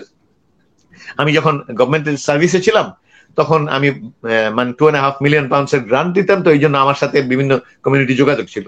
তো সে 2টা পিএইচডি করছে, তার 2 লাইন শুধু ডিগ্রি, আবার লেবার পার্টির সে লোকাল লিডার, আবার একটা আফ্রিকান অর্গানাইজেশন, সে আফ্রিকান লোক, আফ্রিকান অর্গানাইজেশন করছে, সেটারও সে হেড। আমি বললাম যে তুমি এত কিছু কেমনে করো? কয় যে আমি তো 4 ঘন্টা ঘুমাই। আচ্ছা, 4 ঘন্টা ঘুমাই, অসুবিধা হয় না? কয় যে না, আমার মাইন্ড সেট করে নিছি 4 ঘন্টা আমার জন্য যথেষ্ট, তাতে আমি 24 ঘন্টা ফ্রি পাই। তো এই জন্য আমার 2 লাইন ডিগ্রি যে দেখছো মনে হয় 8-10টা ডিগ্রি হবে। তো সেই হিসাবে আমার এতগুলা পড়াশোনা, এতগুলা social work, community work, political work এগুলো করতে পারি। তো সেজন্য আমার দেখতে হবে যে কোনখানে আমার সময় বেশি ব্যয় হচ্ছে, সেখান থেকে কিছু আমার টাকা পয়সার মতো, বাজেটের মতো আর কি, যে আমার এখান থেকে কিছু সঞ্চয় করার দরকার, তাইলে আমি এখানে আর একটু করতে পারবো। ডেইলি লেখাপড়ার জন্য যদি কিছু সময় ব্যয় না করি, আমি এভাবে বলি যে আমার আল্লাহর মেহেরবানিতে 4টা ডিগ্রি আছে ইউনিভার্সিটি, এটার জন্য আমি অন্তত 50টা বই পড়ছি। আল্লাহর এক কিতাব আর এই ব্যাখ্যা হিসেবে হাদিস, এই 2টা বই আমার পড়ার সময় হয় না। এটা আমি আল্লাহর কাছে কি করে বলবো, অথচ এটার উপরে আমার চিরজীবন নির্ভর করে। অসাধারণ, অসাধারণ। আপনি মানে দর্শক প্রোগ্রামগুলো করলে দর্শক একটু গান শুনতে চায়, নাশিদ শুনতে চায় আমার কাছে। তো একটু সময় নিয়ে আপনার কাছ থেকে অল্প একটু আপনি অল্প একটু রেস্ট হলো আপনার, আমি একটু সেটা হচ্ছে সময় নিয়ে যখন কথা হচ্ছিল, তা আমি ভাবছিলাম যে একটা সময় নিয়ে আমাদের ওস্তাদ কবি মথন মল্লিকের একটা গান আছে, সেইটা আমি একটু বলি, ছোট্ট করে গাই। আপনাকে সময় নিয়ে একটু আপনার রেস্ট হলো, আমি জাস্ট একটু পরিবেশনটা করি। সময় তো বয়ে বয়ে যায় শুধু নদীর স্রোতের মতো, কিছু কথা কয়ে কয়ে যায়। সময় তো বয়ে বয়ে যায়, সময় তো বয়ে বয়ে যায় শুধু নদীর স্রোতের মতো। ঘড়ির কাঁটার সাথে সময়ের কাঁটা বাঁধা বলে মনে হয়, অথচ ঘড়ির কাঁটা কখনো থামেও যদি থামে না সময়। ঘড়ির কাঁটার সাথে সময়ের কাঁটা বাঁধা বলে মনে হয়, অথচ ঘড়ির কাঁটা কখনো থামেও যদি থামে না সময়।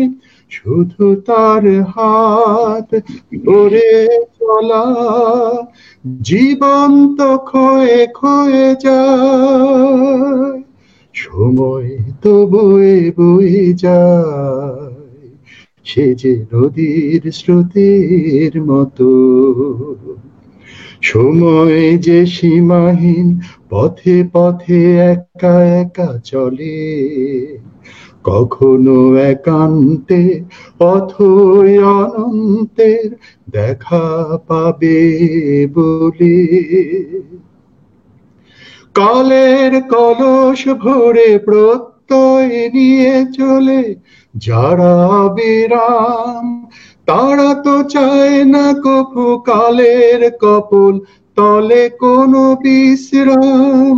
শুধু তার সেই ধৈর্যের ঋণ অবিকল রয়ে রয়ে যায়, সময় তো বয়ে বয়ে যায় শুধু নদীর স্রোতের মতো। কিছু কথা কয়ে কয়ে যায়, সময় তো বয়ে বয়ে যায়, সময় তো বয়ে বয়ে যায় শুধু নদীর স্রোতের মতো। সময়ের গানে গেলাম, সরি, আপনি একটু রেস্ট হলো, আমি মনে করি যে এটা টাইম ম্যানেজমেন্ট নিয়ে কথা বলছি, এটা এত সুন্দর, এটার সাথে উপযোগী, এটা মানে পরিপূরক হিসেবে আসছে। একদম শেষ একটা প্রশ্ন করি, আমাদের দর্শকরা কিন্তু সবাই সাথে যুক্ত আছেন, অনেক দর্শক, মানে কেউ চলে যাচ্ছেন না, তারা আপনার সাথে আলোচনায় আছেন, তারপরে প্রোগ্রামটি শেষ করতে হয়, আপনার অন্য ব্যস্ততাও আছে। আমার 5টায় রোমে প্রোগ্রাম আছে আমার টাইম। আচ্ছা আচ্ছা, ঠিক আছে, আমরা শেষ করব। সেটা হচ্ছে যে মানে এই যে আমাদের সময় ম্যানেজমেন্টের কথা বলছি, আমাদের এই যে রমজান চলে আসলো, সেটা আমাদের কিন্তু সময় ব্যবস্থাপনা আমাদেরকে শিক্ষিত করছে, আমাদেরকে আল্লাহ শিখিয়ে দিচ্ছেন, রুটিনের মধ্যে ঢুকিয়ে দিচ্ছেন। এই সবকিছুই কিন্তু তাকওয়া অর্জনের জন্য, যে তাকওয়া অর্জনটা আমাদের সবকিছুর কেন্দ্রবিন্দু। আমরা যদি আল্লাহ রাব্বুল আলামিনকে জানি এবং আমাদের যদি পরকালমুখী আমাদের জীবনটা যদি হয়, পরকালকে আমরা যদি সেভাবে আমাদের হৃদয়ের মধ্যে নিয়ে আসতে পারি, তাহলে কিন্তু আমাদের জীবনটা তাকওয়াময় হতে পারে। তো এই তাকওয়ার পর্যায়গুলো একটু বলবেন, এটা একটু শেষ প্রশ্ন আপনার কাছে যে কিভাবে। তাকওয়াটা হচ্ছে, এটার কনসেপ্ট আমরা বুঝি যে তাকওয়া আল্লাহ ভীতি, তাকওয়াটা এইটা আমরা বুঝি, কিন্তু এটার অ্যাকশন মিনিংটা বুঝি না। এইটা নিয়ে আমি জেদ্দা থাকাকালে অনেক স্কলারদের সাথে ডিসকাস করে আমি নিজেও কিছু গবেষণা করেছি, করে আমি একটা সলিউশন বের করেছি যে তাকওয়ার 3টা পর্যায়। হ্যাঁ, 3 পর্যায়ে যখন তাকওয়া করব, হ্যাঁ, এটার 1 নম্বর পর্যায়ে হচ্ছে প্রত্যেকটার মধ্যে করণীয় বর্জনীয় আছে। কেননা অ্যাকশন মিনিং মানে হয় করবো নাহলে করবো না, হয় ডু অথবা ডোন্ট। তো সেই হিসেবে প্রথম পর্যায়ে আমরা হারামকে ছাড়বো, ফরজ ওয়াজিব করব, অবশ্য করণীয় অবশ্য বর্জনীয় মানবো, এই হলো কথা। তাহলে আমার বেসিক তাকওয়া হলো। তাকওয়ার ব্যাপারে কিন্তু কোরআন শরীফ শুরুর দিকে বলছে হুদাল লিল মুত্তাকিন, এটা তাকওয়া বান্দাদেরকেই হেদায়েত করবে। এরপরে 5টা গুণাবলী বর্ণনা করা আছে।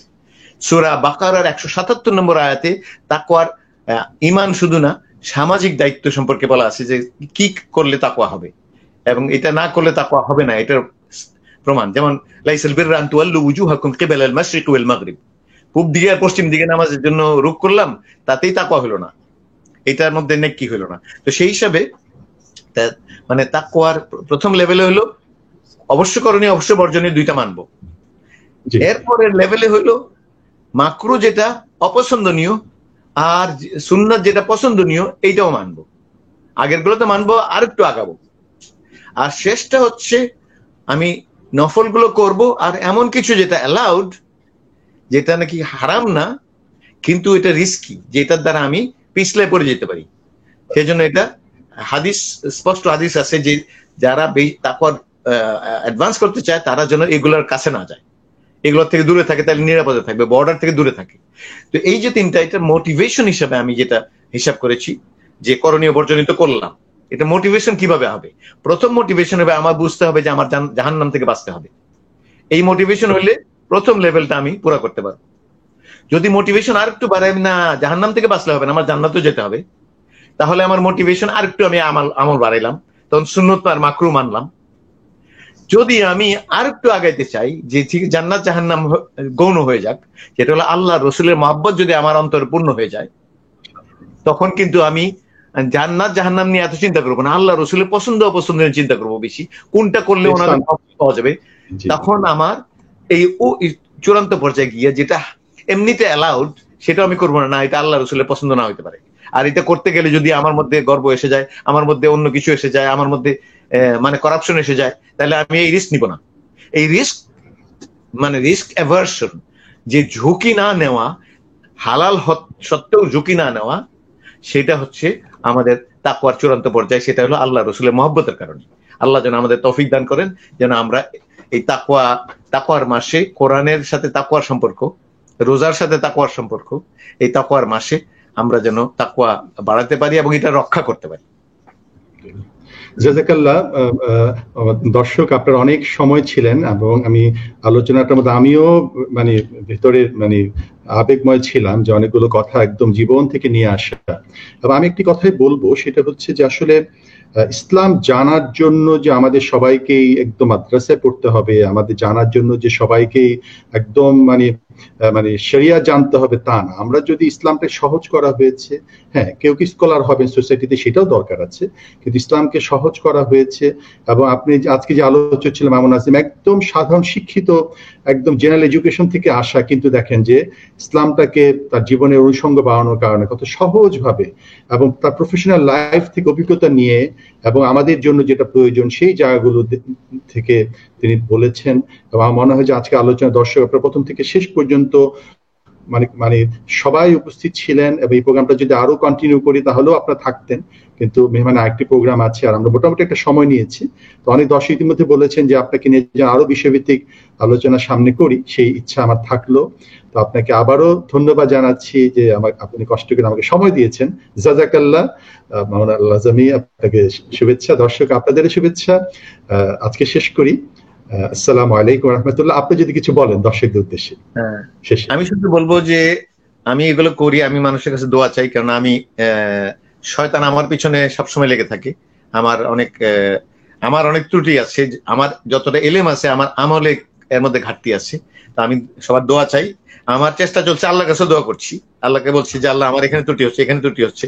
তো আমরা সবাই মিলে আসুন একসাথে আমরা নিজেদের ত্রুটিগুলো বের করি এবং এগুলোকে সংশোধন করি। আর এটা করার সবচেয়ে বড় উপায় হইলো আল্লাহ রসুলের সাথে সম্পৃক্ত হওয়া, কোরআন সুন্নাহর সাথে সম্পৃক্ত হওয়া, নামাজটা দিল লাগায় পড়ানো। সূরা আল মুমিনুনের প্রথম 11 আয়াত পড়েন, সূরা আল ফুরকানের শেষ আয়াতগুলো পড়েন, এখানে 12টা মুমিনের গুণাবলী বর্ণনা করা আছে।